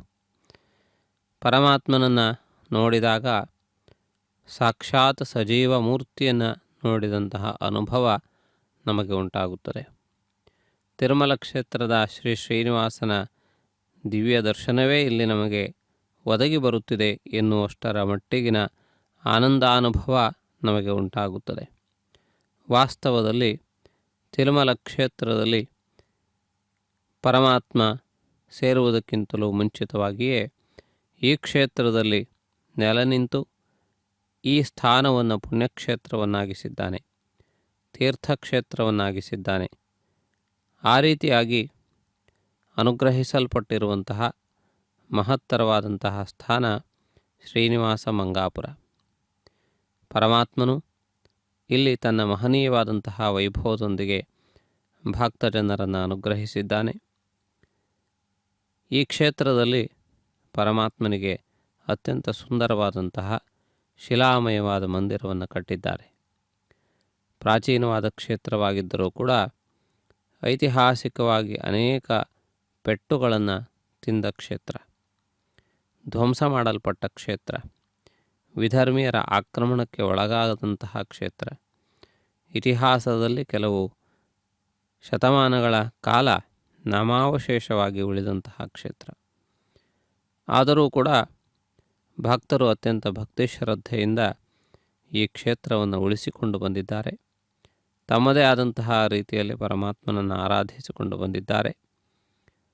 ಭಾಗ್ಯವಶಾತ್ ತಿರುಮಲ ತಿರುಪತಿ ದೇವಸ್ಥಾನವು ಈ ಕ್ಷೇತ್ರದ ಮಹಿಮೆಯನ್ನು ಪುರಾಣಗಳಲ್ಲಿ ಕಂಡು ಈ ಕ್ಷೇತ್ರದ ದಿವ್ಯತ್ವವನ್ನು ಅರಿತು ಈ ಮಂದಿರವನ್ನು ಪುನಃ ಪ್ರತಿಷ್ಠಾಪಿಸಿದೆ, ಪುನರುದ್ಧಾರ ಮಾಡಿದೆ, ಜೀರ್ಣೋದ್ಧಾರಗೊಳಿಸಿದೆ. ಆದ್ದರಿಂದಾಗಿ ಈ ಕ್ಷೇತ್ರ ತನ್ನ ಎಲ್ಲ ವೈಭವಗಳನ್ನು ಕೂಡ ಮತ್ತೆ ಪಡೆದುಕೊಂಡಿದೆ. ಆದ್ದರಿಂದಾಗಿ ಇಂತಹ ಮಹತ್ವಪೂರ್ಣವಾದಂತಹ ಕ್ಷೇತ್ರ ನಮಗೆ ಅತ್ಯಂತ ಮುಖ್ಯವಾದದ್ದು. ಶ್ರೀನಿವಾಸನ ದರ್ಶನ ಅತ್ಯಂತ ಆನಂದವನ್ನು ಉಂಟು ಮಾಡುತ್ತದೆ. ತಿರುಮಲ ಕ್ಷೇತ್ರದಂತೆಯೇ ಎಲ್ಲ ವಿಧವಾದ ವ್ಯವಸ್ಥೆಗಳು ಕೂಡ ಈ ಕ್ಷೇತ್ರದಲ್ಲಿ ಕಂಡುಬರುತ್ತವೆ. ಈ ದೇವಾಲಯದ ನಿರ್ಮಾಣ, ದೇವಾಲಯದಲ್ಲಿ ಇರುವಂತಹ ಉಪಾಲಯಗಳು ಹಾಗೂ ದೇವಾಲಯಕ್ಕೆ ಸಂಬಂಧಪಟ್ಟಂತಹ ಗರ್ಭಾಲಯದ ನಂತರ ಇರಬೇಕಾದಂತಹ ಎಲ್ಲ ವಿಧವಾದ ವ್ಯವಸ್ಥೆಗಳು ಕೂಡ ಇಲ್ಲಿವೆ. ಮುಖಮಂಟಪ ಮೊದಲಾದಂತಹ ಅನೇಕ ವೈಖಾನಸ ಪದ್ಧತಿಗೆ ಅನುಸಾರವಾಗಿ ಇರಬೇಕಾದಂತಹ ಎಲ್ಲ ವ್ಯವಸ್ಥೆಗಳು ಕೂಡ ಇಲ್ಲಿ ಕಂಡುಬರುತ್ತವೆ. ಆ ರೀತಿಯಾಗಿ ತಿರುಮಲದ ವೆಂಕಟಾಚಲಾಧೀಶ್ವರನು ಯಾವೆಲ್ಲ ಸೇವೆಗಳನ್ನು ಬೆಟ್ಟದ ಮೇಲೆ ಪಡೆಯುತ್ತಾನೆಯೋ ಆ ಎಲ್ಲ ಸೇವೆಗಳನ್ನು ಬೆಟ್ಟದ ಬುಡದಲ್ಲಿಯೂ ಕೂಡ ಭಕ್ತರಿಂದ ಪಡೆಯುತ್ತಿದ್ದಾನೆ. ಇಲ್ಲಿಯೂ ಕೂಡ ನಿತ್ಯ ಕಲ್ಯಾಣೋತ್ಸವ ಕಾರ್ಯಕ್ರಮವನ್ನು ಇತ್ತೀಚಿನ ದಿನಗಳಲ್ಲಿ ನಿರ್ವಹಿಸುತ್ತಿದ್ದಾರೆ.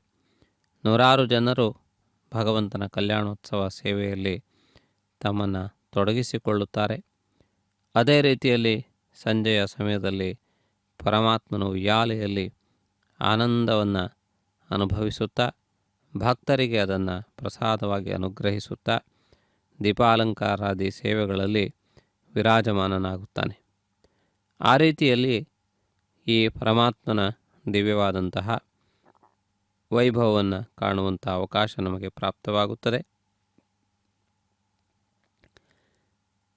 ಇಂದಿನ ವಾಹನ ಸೇವೆಯಲ್ಲಿ ಕಲ್ಯಾಣಮೂರ್ತಿಯಾದ ವೆಂಕಟೇಶ್ವರನು ಚಂದ್ರಪ್ರಭೆಯಲ್ಲಿ ವಿರಾಜಮಾನನಾಗಿದ್ದಾನೆ. ಭಗವಂತನು ಚಂದ್ರ ಸೂರ್ಯರಿಗಷ್ಟೇ ಅಲ್ಲದೆ ಬೆಳಗುವಂತಹ ಎಲ್ಲ ವಸ್ತುಗಳಲ್ಲಿಯೂ ಕೂಡ ಕಾಂತಿಯಾಗಿ ಹೊರಹೊಮ್ಮುತ್ತಾನೆ ಎಂದು ಉಪನಿಷತ್ತು ವರ್ಣಿಸಿದೆ. ತಸ್ಯ ಭಾಸಾ ಸರ್ವಮಿದಂ ವಿಭಾತಿ. ಯಾವುವೂ ಸ್ವಯಂ ಪ್ರಕಾಶವನ್ನು ಹೊಂದಿಲ್ಲ. ಎಲ್ಲ ಪ್ರಕಾಶವೂ ಕೂಡ ಭಗವತ್ ದತ್ತವಾದದ್ದು ಅಥವಾ ಭಗವಂತನೇ ಆ ಪ್ರಕಾಶದ ರೂಪದಲ್ಲಿ ಹೊರಹೊಮ್ಮುತ್ತಿದ್ದಾನೆ. ಆದ್ದರಿಂದಾಗಿ ಭಗವಂತನೇ ಸಮಸ್ತ ಲೋಕಕ್ಕೆ ಮೂಲ ಶಕ್ತಿ. ಭಗವಂತನಲ್ಲಿಯೇ ಸಮಗ್ರವಾದಂತಹ ಚಿತ್ರವೂ ಕೂಡ ರಚಿಸಲ್ಪಟ್ಟಿದೆ. ಹೇಗೆ ಒಂದು ಗೋಡೆಯ ಮೇಲೆ ಅನೇಕ ವಿಧವಾದಂತಹ ಚಿತ್ರಗಳನ್ನು ಬರೆಯುತ್ತೇವೆಯೋ, ಆ ಚಿತ್ರದಲ್ಲಿ ಮರಗಳು, ಅರಣ್ಯಗಳು, ನದಿ, ಪರ್ವತಗಳು, ಮನೆ, ಊರು, ಕೇರಿ, ಬೀದಿ, ಪ್ರಾಣಿಗಳು, ಪಕ್ಷಿಗಳು ಹೀಗೆ ಎಲ್ಲವನ್ನೂ ಚಿತ್ರಿಸುತ್ತೇವೆಯೋ, ಅದೇ ರೀತಿಯಲ್ಲಿ ಭಗವಂತನೆನ್ನುವಂತಹ ಭಿತ್ತಿಯ ಮೇಲೆ ಸಮಗ್ರವಾದಂತಹ ಸೃಷ್ಟಿಯೂ ಕೂಡ ನಲಿಯುತ್ತಿದೆ, ಆಡುತ್ತಿದೆ, ಕುಣಿಯುತ್ತಿದೆ. ಆದರೆ ಅವೆಲ್ಲವನ್ನು ಕುಣಿಸುವವನು, ನಲಿಸುವವನು, ಆರಿಸುವವನು, ಹಾರಿಸುವವನು ಪರಮಾತ್ಮ.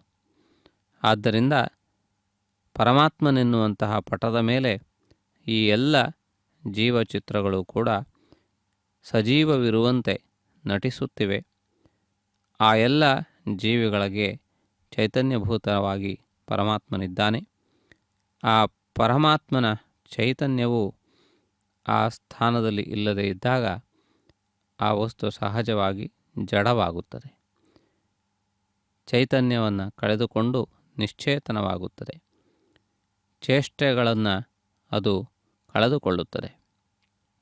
ಆ ರೀತಿ ಅಂತಹ ವಿಶೇಷವಾದಂತಹ ಒಂದು ಸ್ಥಿತಿಯನ್ನು ನಾವು ಪರಮಾತ್ಮನಿಂದಲೇ ಪಡೆದುಕೊಳ್ಳುತ್ತಿದ್ದೇವೆ. ಆದ್ದರಿಂದ ಪರಮಾತ್ಮನು ಎಲ್ಲ ಪ್ರಾಣಿಗಳಲ್ಲಿ ವಾಣಿಯಾಗಿ, ಶಬ್ದವಾಗಿ ಹೊರಹೊಮ್ಮುತ್ತಿದ್ದಾನೆ. ಎಲ್ಲ ಪ್ರಾಣಿಗಳಲ್ಲಿ ಶಕ್ತಿಯಾಗಿ ಹೊರಹೊಮ್ಮುತ್ತಿದ್ದಾನೆ. ಎಲ್ಲ ಪ್ರಾಣಿಗಳಲ್ಲಿ ಬುದ್ಧಿಯಾಗಿ ಹೊರಹೊಮ್ಮುತ್ತಿದ್ದಾನೆ. ಎಲ್ಲ ಪ್ರಾಣಿಗಳಲ್ಲಿ ಜೀವನದ ಚೈತನ್ಯವಾಗಿ ಪರಮಾತ್ಮ ವಿರಾಜಮಾನನಾಗಿದ್ದಾನೆ. ಆದ್ದರಿಂದಾಗಿ ಅಂತಹ ಪರಮಾತ್ಮನನ್ನು ನೋಡುವ, ಅರಿಯುವ ಎಲ್ಲ ಸಾಧನಗಳು ಕೂಡ ಪರಮಾತ್ಮನ ಪ್ರೇರಣೆಯಿಂದಲೇ ಕಾರ್ಯವನ್ನು ನಿರ್ವಹಿಸುತ್ತಿವೆ ಎಂದು ಶಾಸ್ತ್ರಗಳು ಸ್ಪಷ್ಟವಾಗಿ ನಿರೂಪಿಸಿವೆ, ಸ್ಪಷ್ಟವಾಗಿ ಉಪದೇಶಿಸಿವೆ.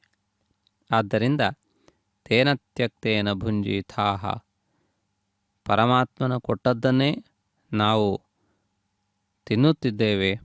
ಆದ್ದರಿಂದಾಗಿ ಪರಮಾತ್ಮನ ವಿಷಯದಲ್ಲಿ ಕೃತಜ್ಞತೆಯನ್ನು ಹೊಂದಿರಬೇಕು ಎಂದು ಹೇಳಲಾಗಿದೆ. ಆ ಮಹಾಲಕ್ಷ್ಮಿಯನ್ನು ನಮಿಸುತ್ತಾ ಮುಂದಿನ ಕಾರ್ಯಕ್ರಮಗಳನ್ನು ವೀಕ್ಷಿಸೋಣ. ನಮೋ ವೆಂಕಟೇಶಾಯ.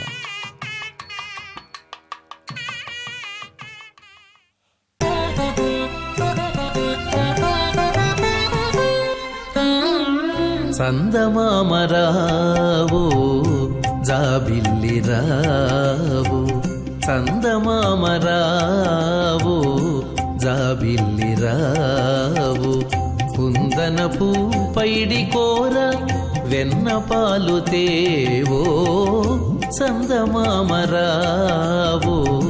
జాబిల్లిరావు, కుందనపు పైడి కోర వెన్న పాలు తేవో, చందమామరావు జాబిల్లిరావు, చందమామరావు జాబిల్లిరావు.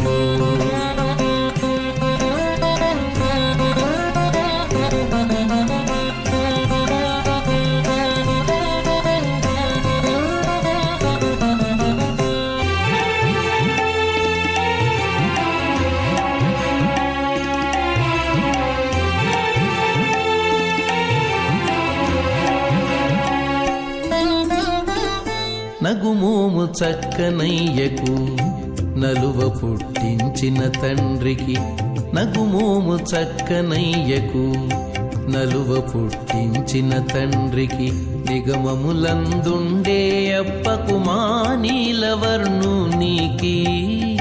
నగుమోము చక్కనయ్యకు నలువ పుట్టించిన తండ్రికి నిగమములందుండే అప్పకు మానీలవర్ణునికి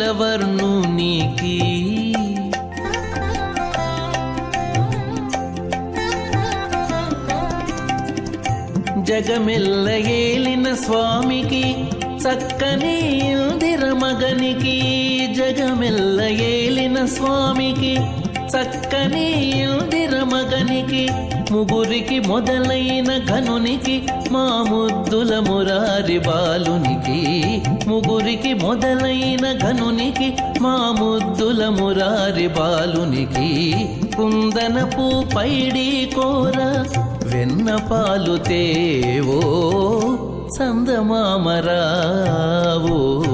జాబిల్లిరావో కుందనపు పైడి కోర వెన్న పాలు తేవో సందమామరావో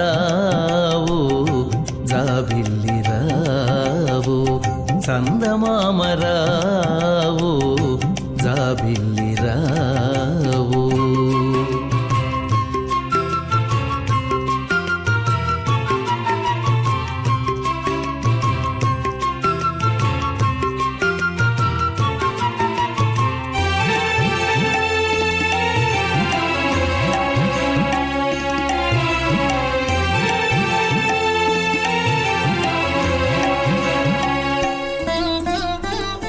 సురలగాచిన దేవరకు చుంచుగరుడు నెక్కిన గబ్బికి సురలగాచిన దేవరకు చుంచుగరుడు నెక్కిన గబ్బికి నెరవాది బుద్ధుల పెద్దకు మానీటు చేతల పట్టికి సురలగాచిన దేవరకు చుంచుగరుడు నెక్కిన గబ్బికి నెరవాదే బుద్ధుల పెద్దకు మానీటు చేతల పట్టికి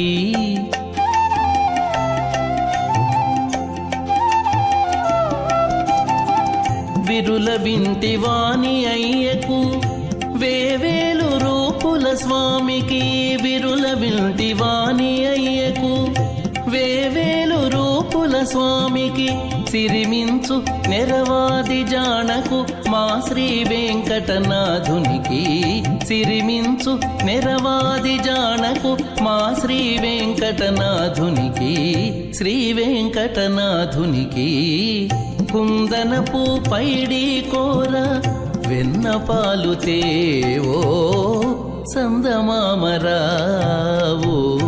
జాబిల్లిరావో కుందనపు పైడి కోర వెన్న పాలు తేవో సందమామరా. ಶ್ರೀನಿವಾಸ ಮಂಗಾಪುರ ಕ್ಷೇತ್ರದ ಚಂದ್ರಪ್ರಭ ವಾಹನ ಸೇವೆಯನ್ನು ವೀಕ್ಷಿಸುತ್ತಿದ್ದೀರಿ. ಅನೇಕ ಸಾಂಸ್ಕೃತಿಕ ಕಾರ್ಯಕ್ರಮಗಳು ನೇತ್ರಾನಂದಕರವಾಗಿ ನಿರ್ವಹಿಸಲ್ಪಡುತ್ತಿವೆ.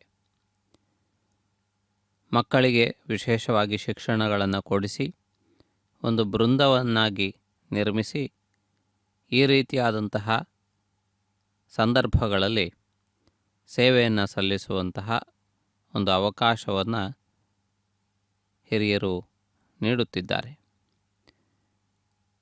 ಇವೆಲ್ಲವೂ ಕೂಡ ಸಂಸ್ಕೃತಿಯ ಪ್ರತಿಬಿಂಬವೂ ಆಗಿದೆ.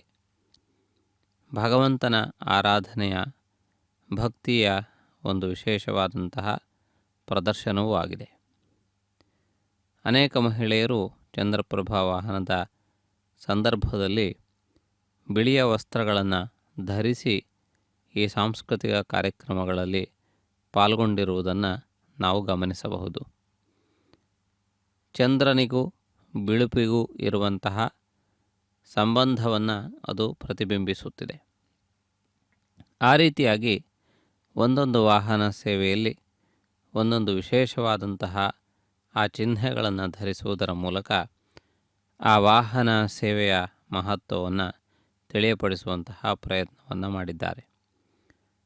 ಇಲ್ಲಿ ವಿಶೇಷವಾಗಿ ಅನೇಕ ವಿಧವಾದಂತಹ ಪೌರಾಣಿಕ ಕಥೆಗಳನ್ನು, ಹಿನ್ನೆಲೆಗಳನ್ನು ಆಧಾರವಾಗಿರಿಸಿಕೊಂಡು ಇಲ್ಲಿನ ವಾಹನ ಸೇವೆಗೆ ಅನುಕೂಲವಾದಂತಹ ರೀತಿಯಲ್ಲಿ ವಿವಿಧ ಭಗವದ್ ಲೀಲೆಗಳನ್ನು ಪ್ರದರ್ಶಿಸುತ್ತಿದ್ದಾರೆ. ವಿಶೇಷವಾಗಿ ರಾಮ ಹಾಗೂ ಕೃಷ್ಣ ಈ ಎರಡು ಅವತಾರಗಳು ಮಾನವರಿಗೆ ಅತ್ಯಂತ ಸಮೀಪದಲ್ಲಿ ಇರುವಂತಹ ಅವತಾರಗಳು. ಮಾನವನಾಗಿ ಪರಮಾತ್ಮನು ವ್ಯವಹರಿಸಿದಂತಹ ಅವತಾರಗಳು. ವಿಶೇಷವಾಗಿ ಕೃಷ್ಣಾವತಾರದಲ್ಲಿ ಅನೇಕ ಲೀಲೆಗಳಿವೆ. ರಾಮಾವತಾರದಲ್ಲಿ ಬಾಲ್ಯ ಲೀಲೆಯ ಯಾವ ವಿಧವಾದಂತಹ ವಿವರಣೆಗಳು ಕೂಡ ರಾಮಾಯಣದಲ್ಲಿ ಕಂಡುಬರುವುದಿಲ್ಲ. ರಾಮನು ಗೃಹಸ್ಥಾಶ್ರಮವನ್ನು ಸ್ವೀಕರಿಸಿದ ನಂತರದ ಭಾಗವೇ ಹೆಚ್ಚಾಗಿ ಕಂಡುಬರುತ್ತದೆ. ಕೃಷ್ಣಾವತಾರದಲ್ಲಿ ಬಾಲ್ಯ ಲೀಲೆಗಳು ಅತ್ಯಂತ ವಿಸ್ತೃತವಾಗಿ ಹೇಳಲ್ಪಟ್ಟಿವೆ.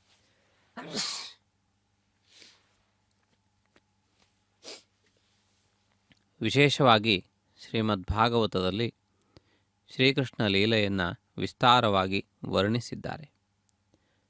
ಆದ್ದರಿಂದ ಆ ಕೃಷ್ಣನ ಬಾಲ್ಯ ಲೀಲೆಗಳು ನಮಗೆ ಅತ್ಯಂತ ಖ್ಯಾತಿಯನ್ನು ಗಳಿಸಿವೆ.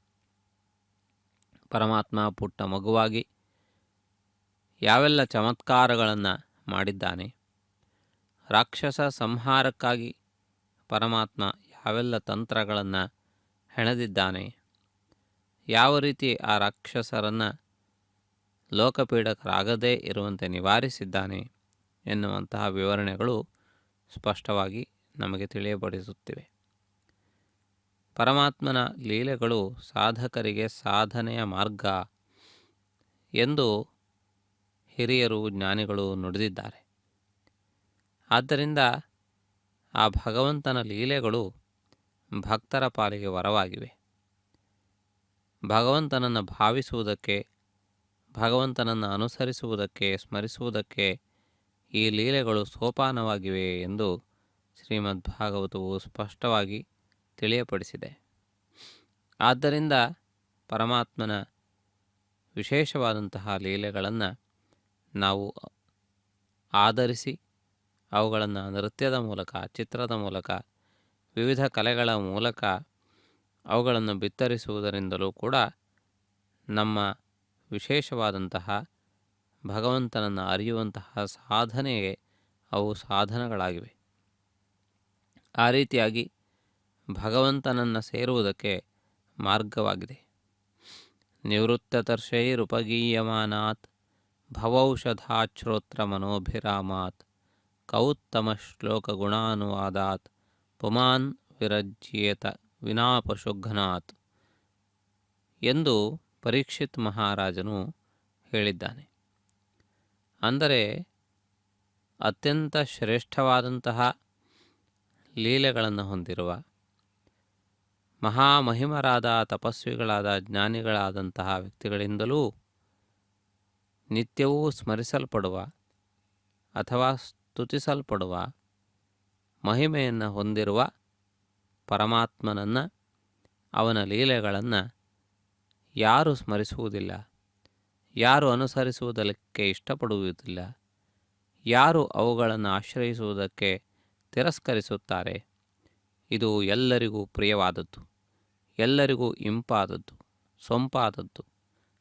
ಆದ್ದರಿಂದಾಗಿ ಆ ಪರಮಾತ್ಮನ ಲೀಲೆಗಳನ್ನು ಕೇಳುವುದಕ್ಕಾಗಲಿ, ನೋಡುವುದಕ್ಕಾಗಲಿ, ಅಭಿನಯಿಸುವುದಕ್ಕಾಗಲಿ ಯಾರೂ ಕೂಡ ಹಿಂಜರಿಯುವುದಿಲ್ಲ. ಅಂತಹ ಅದ್ಭುತವಾದಂತಹ ಲೀಲೆಗಳನ್ನು ಜನರು ಆಧರಿಸುತ್ತಾರೆ, ಆಶ್ರಯಿಸುತ್ತಾರೆ. ಇವೆಲ್ಲವೂ ಕೂಡ ಸಾಧನೆಯ ಮಾರ್ಗವಾಗಿದೆ ಎಂದು ಪರೀಕ್ಷಿತ್ ಮಹಾರಾಜನ ಅಭಿಪ್ರಾಯವಾಗಿದೆ. ಕರುಣಾಮೃತ ಎಂದು ಹೇಳಲಾಗಿದೆ. ಶ್ರೀಕೃಷ್ಣ ಕರುಣಾಮೃತ ಎಂದು ಲೀಲಾಶುಕ ಎನ್ನುವಂತಹ ಕವಿಯು ಕೃಷ್ಣನ ಅನೇಕ ಲೀಲೆಗಳನ್ನು ಭಾವಿಸಿ ಬರೆದಿದ್ದಾರೆ. ಅಂದರೆ ಕೃಷ್ಣನ ಲೀಲೆಗಳು ಹೆಚ್ಚಾಗಿ ಶ್ರೀಮದ್ಭಾಗವತದಲ್ಲಿ ಹೇಳಲ್ಪಟ್ಟಿದ್ದರೂ ಅವುಗಳಿಗೆ ಭಿನ್ನವಾದಂತಹ ಅನೇಕ ಲೀಲೆಗಳನ್ನು ಕವಿಗಳು ಕಲ್ಪಿಸಿದ್ದಾರೆ. ಕಲ್ಪನೆಯು ಕೂಡ ಫಲದಾಯಕವಾದದ್ದೇ, ಚಮತ್ಕಾರಗಳು ಕೂಡ ಫಲದಾಯಕವಾದದ್ದೇ. ಆ ಚಮತ್ಕಾರಗಳು ಭಗವದ್ ವಿಷಯವಾಗಿದ್ದಾಗ ಅವೆಲ್ಲವೂ ಕೂಡ ಅತಿಶಯೋಕ್ತಿಯಾಗಿರದೆ ಸಾಧನೆಗೆ ಅತ್ಯಂತ ಮುಖ್ಯವಾದಂತಹ ಸಾಧನವಾಗಿವೆ, ಧನವಾಗಿವೆ, ಇಂಧನವಾಗಿವೆ. ಆದ್ದರಿಂದ ಅಂತಹ ಲೀಲೆಗಳನ್ನು ಸ್ಮರಿಸುವುದರಿಂದಲೂ ನಾವು ಪವಿತ್ರತೆಯನ್ನು ಪಡೆಯುತ್ತೇವೆ. ನಮ್ಮ ಮನಸ್ಸು ಶುದ್ಧವಾಗುತ್ತದೆ, ಸಾಧನೆಯನ್ನು ಗಳಿಸುತ್ತೇವೆ. ನೀವು ಈ ಸಂದರ್ಭದಲ್ಲಿ ಮೆರವಣಿಗೆಯಲ್ಲಿ ಇರುವಂತಹ ಅನೇಕ ಪ್ರಾಣಿಗಳನ್ನು ಕೂಡ ಗಮನಿಸಬಹುದು. ಅವುಗಳಲ್ಲಿ ಗಜ, ತುರಗ ಈ ರೀತಿಯಾದಂತಹ ಪ್ರಾಣಿಗಳು ಕಂಡುಬರುತ್ತವೆ. ಕೆಲವು ಸಂದರ್ಭಗಳಲ್ಲಿ ಅಶ್ವಗಳನ್ನು ಕೂಡ ಬಳಸುತ್ತಾರೆ. ಸಾಧಾರಣವಾಗಿ ಗಜ, ವೃಷಭ ಇವೆರಡು ಅತ್ಯಂತ ಮುಖ್ಯವಾದಂತಹ ಪ್ರಾಣಿಗಳು ವಾಹನ ಸೇವೆಗಳ ಸಂದರ್ಭದಲ್ಲಿ ಮುಂದೆ ನಡೆಯುತ್ತಿರುತ್ತವೆ. ಇದು ಶುಭದ ಸಂಕೇತ. ಇದು ವಿಶೇಷವಾದಂತಹ ಒಂದು ಶಾಸ್ತ್ರವನ್ನು ಅನುಸರಿಸಿರುವಂತಹ ಪದ್ಧತಿ. ಆದ್ದರಿಂದ ಭಗವಂತನ ವಾಹನ ಸೇವೆಯಲ್ಲಿ ಸುಮಂಗಳಿಯರಿರಬೇಕು, ಕಲಶಗಳು ಇರಬೇಕು, ಮಾವಿನ ತೋರಣಗಳಿರಬೇಕು, ರಂಗವಲ್ಲಿಗಳು ರಚಿಸಲ್ಪಟ್ಟಿರಬೇಕು, ಮಂಗಳವಾದ್ಯಗಳು ಮೊಳಗುತ್ತಿರಬೇಕು. ಅದರ ಜೊತೆಗೆ ಹಾಡು, ಕೋಲಾಟ, ಭಜನೆಯಂತಹ ಮಂಗಳಧ್ವನಿಗಳು ಪ್ರತಿಧ್ವನಿಸುತ್ತಿರಬೇಕು. ಅಷ್ಟರ ಜೊತೆಗೆ ಮಂಗಳಮಯವಾದಂತಹ ವಸ್ತುಗಳಾದಂತಹ ಪ್ರಾಣಿಗಳು ಮೊದಲಾದವುಗಳು ಕೂಡ ಇರಬೇಕು.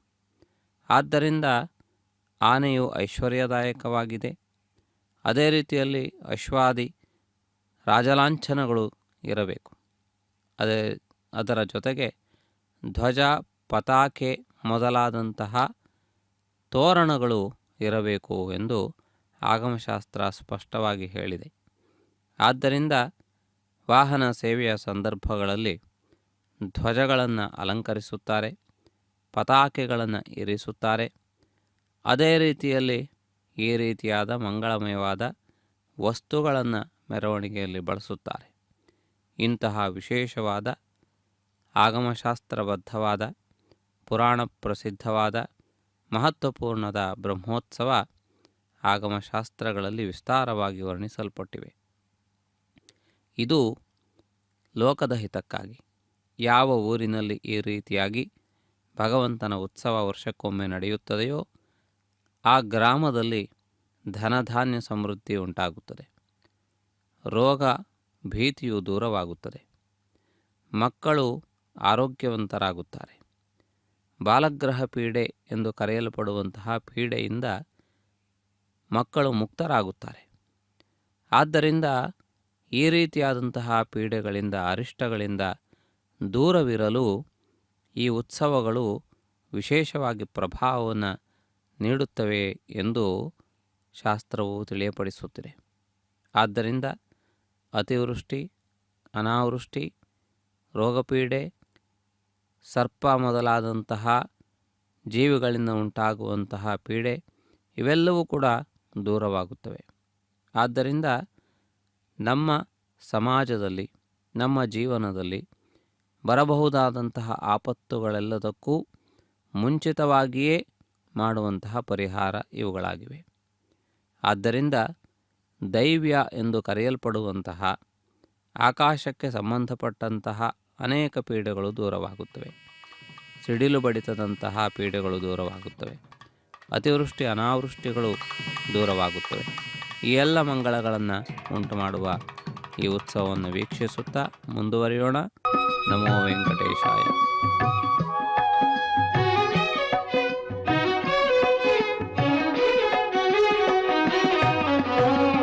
చూడ చూడ మాణిక్యాలు చుక్కలవలెనున్నవి, చూడ చూడ మాణిక్యాలు చుక్కలవలెనున్నవి, ఈడులేని కన్నులవే ఇన చంద్రులు, చూడ చూడ మాణిక్యాలు చుక్కలవ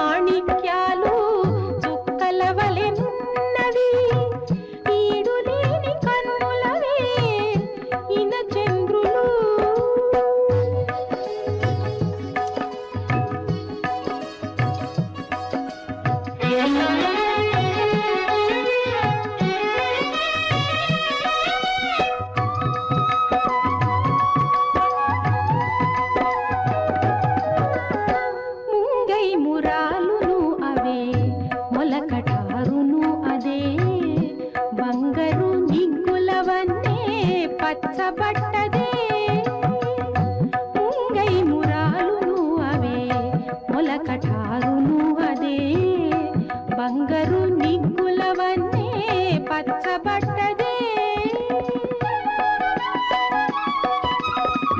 ఇంగిత మెరిగి వెంకటేశుడిదే కన్నులకు ఇంగిత మెరిగి వెంకటేశుడిదే కన్నులకు ముంగిటి నిధానమైన మూలభూతమదే చూడ చూడ మాణిక్యాలు చుక్కల వలెనున్నవి ఈడులేని కన్నులవే ఇన చంద్రులు చూడ చూడ మాణిక్యాలు చుక్కల వలెనున్నవి ఈడులేని కన్నులవే ఇన చంద్రులు.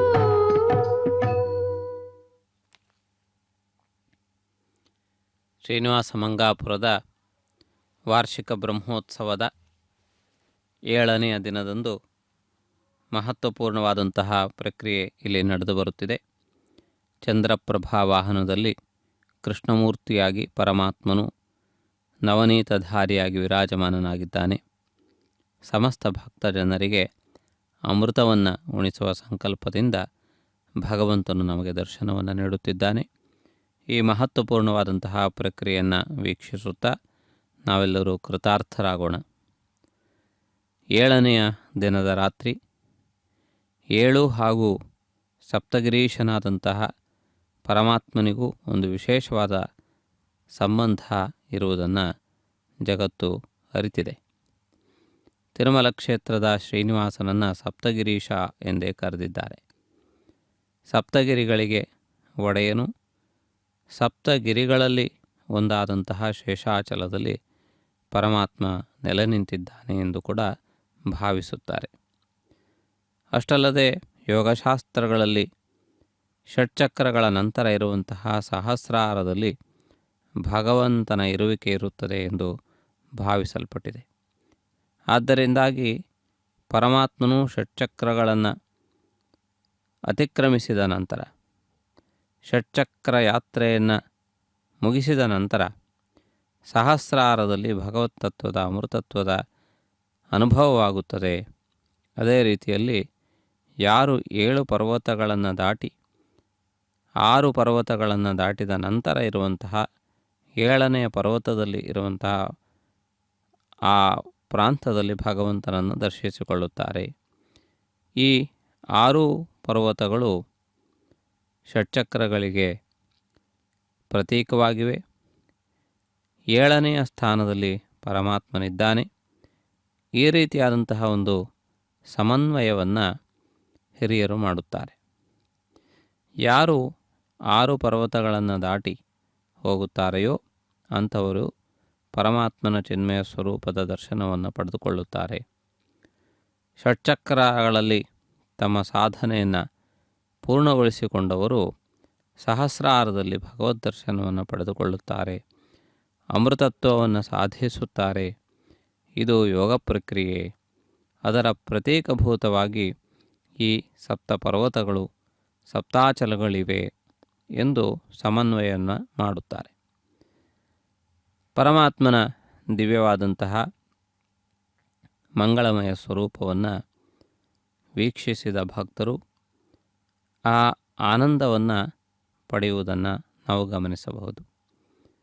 ಪರಮಾತ್ಮನು ನೆಲೆ ನಿಂತಿರುವಂತಹ ಸ್ಥಾನವನ್ನು ಆನಂದ ನಿಲಯ ಎಂದು ಕರೆದಿದ್ದಾರೆ. ಎಲ್ಲದಕ್ಕಿಂತಲೂ ಹೆಚ್ಚಿನದಾದಂತಹ ಹಿರಿದಾದಂತಹ ಗುಣ ಯಾವುದು ಎಂದರೆ ಆನಂದ. ಆದ್ದರಿಂದ ಪರಮಾತ್ಮನು ಆನಂದಮಯ, ಅಂದರೆ ಆನಂದವೇ ಸ್ವರೂಪವಾಗಿ ಇರುವವನು. ಆದ್ದರಿಂದ ಕಲ್ಲು ಸಕ್ಕರೆಯು ಹೇಗೆ ಸಿಹಿಯೇ ತನ್ನ ಗುಣವಾಗಿ ಎಲ್ಲ ಆಕೃತಿಗಳಲ್ಲಿಯೂ ಕೂಡ ಅದು ಪೂರ್ಣವಾಗಿ ಯಾವ ಭಾಗದಲ್ಲಿ ನೋಡಿದರೂ ಅದು ಸಿಹಿಯಾಗಿಯೇ ಇರುವಂತೆ ಪರಮಾತ್ಮನು ಎಲ್ಲ ಸ್ಥಾನಗಳಲ್ಲಿ, ಎಲ್ಲ ರೂಪಗಳಲ್ಲಿ, ಎಲ್ಲ ವಿಧವಾಗಿಯೂ ಕೂಡ ಆನಂದಮಯನಾಗಿದ್ದಾನೆ. ಆನಂದವೇ ಅವನ ಸ್ವರೂಪ ಎನ್ನುವಂತಹ ನುಡಿಯನ್ನು ಉಪನಿಷತ್ತುಗಳು ತಿಳಿಯಪಡಿಸಿವೆ. ಅದೇ ತತ್ವವನ್ನು, ತತ್ಸಮಾನವಾದಂತಹ ತತ್ವವನ್ನು ಒಂದು ವಿಶೇಷವಾದಂತಹ ರೀತಿಯಲ್ಲಿ ಈ ಸಪ್ತಗಿರೀಶನು ಜಗತ್ತಿಗೆ ನೀಡುತ್ತಿದ್ದಾನೆ. 6 ಪರ್ವತಗಳನ್ನು ದಾಟಿದವರಿಗೆ 7ನೆಯ ಪರ್ವತದಲ್ಲಿ ಆನಂದಮಯನಾದ ಪರಮಾತ್ಮನ ದರ್ಶನವಾಗುತ್ತದೆ. ಇದು ಯೋಗ ಸಾಧನೆಯ ಮಾರ್ಗವಾಗಿದೆ. ಇನ್ನೂ ಅನೇಕರು ಯಾರು ಯೋಗ ಸಾಧನೆಯನ್ನು ಮಾಡಲು ಯಾರಿಂದ ಸಾಧ್ಯವಿಲ್ಲವೋ ಅಂಥವರು ಅತ್ಯಂತ ಭಕ್ತಿಪಾರವಶ್ಯದಿಂದ ಈ ಯಾತ್ರೆಯನ್ನು ಮಾಡಿದ್ದೇ ಆದಲ್ಲಿ ಅವರಿಗೂ ಕೂಡ ಯೋಗ ಸಾಧಕರಿಗೆ ಸಮಾನವಾದ ಫಲವು ಪ್ರಾಪ್ತವಾಗುತ್ತದೆ. ಭಗವದ್ ದರ್ಶನದ ಅನುಭವ ಉಂಟಾಗುತ್ತದೆ ಎನ್ನುವುದನ್ನು ತಿಳಿಯಪಡಿಸುತ್ತಿದ್ದಾರೆ. ಅನೇಕ ಜ್ಞಾನಿಗಳು ಈ ಅನುಭೂತಿಯನ್ನು ಪಡೆದಿದ್ದಾರೆ. ಭಗವಂತನ ಚಿನ್ಮಯ ಸ್ವರೂಪದ ಆನಂದವನ್ನು ಅವರು ಅಂತರಂಗದಲ್ಲಿ ಪಡೆದುಕೊಂಡಿದ್ದಾರೆ. ಆಳ್ವಾರರುಗಳು ಎಂದು ಕರೆಸಿಕೊಂಡಿರುವ ಮಹಾಜ್ಞಾನಿಗಳು ತಿರುಮಲ ಕ್ಷೇತ್ರಕ್ಕೆ ಬರದೆಯೇ ಆ ಪರಮಾತ್ಮನನ್ನು ತಾವಿರುವ ಸ್ಥಾನದಲ್ಲಿಯೇ ಪ್ರತ್ಯಕ್ಷವಾಗಿಸಿಕೊಂಡು ಈ ಸಪ್ತಗಿರೀಶನ ಚಮತ್ಕಾರಗಳನ್ನು ಅನುಭವಿಸಿ ವರ್ಣಿಸಿದ್ದಾರೆ. ಕೆಲವು ಆಳ್ವಾರರುಗಳು ಈ ಕ್ಷೇತ್ರಕ್ಕೆ ಬಂದು ಆ ಪರಮಾತ್ಮನ ಚಿನ್ಮಯ ಸ್ವರೂಪದ ಆನಂದಾನುಭೂತಿಯನ್ನು ಪಡೆದಿದ್ದಾರೆ.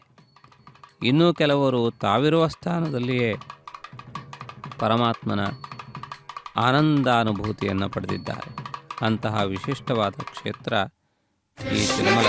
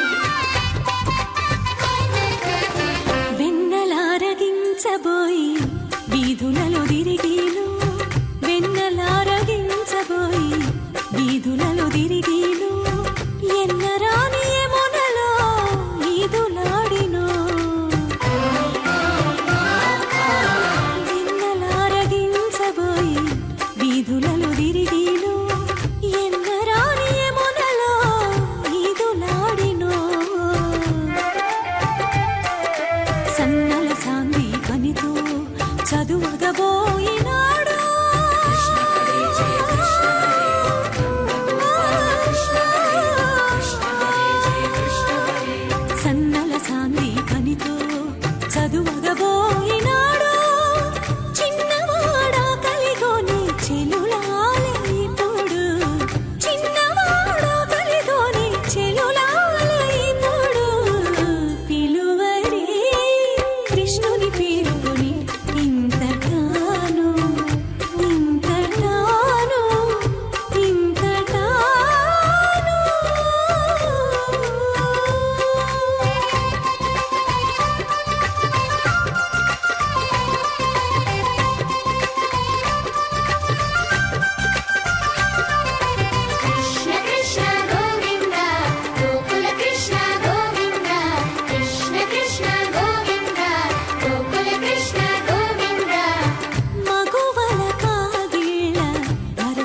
నిద్రించీను మగువల కాగిళ్ళ మరచి నిద్రించీను సొగిసి ఆవులగాచే చోటనున్నాడో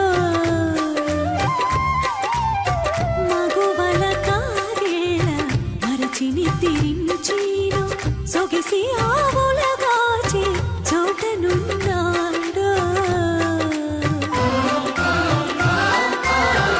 ఎగునా నుట్లకెక్కి ఇంతులకు చిక్కినాడో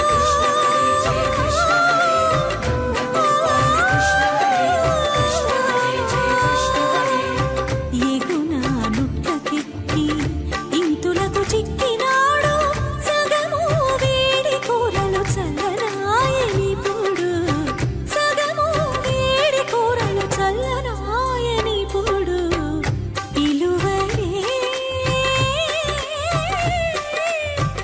పిలువరే కృష్ణుని పేరుకొని ఇంతటాను ఇంతటాను ఇంతటాను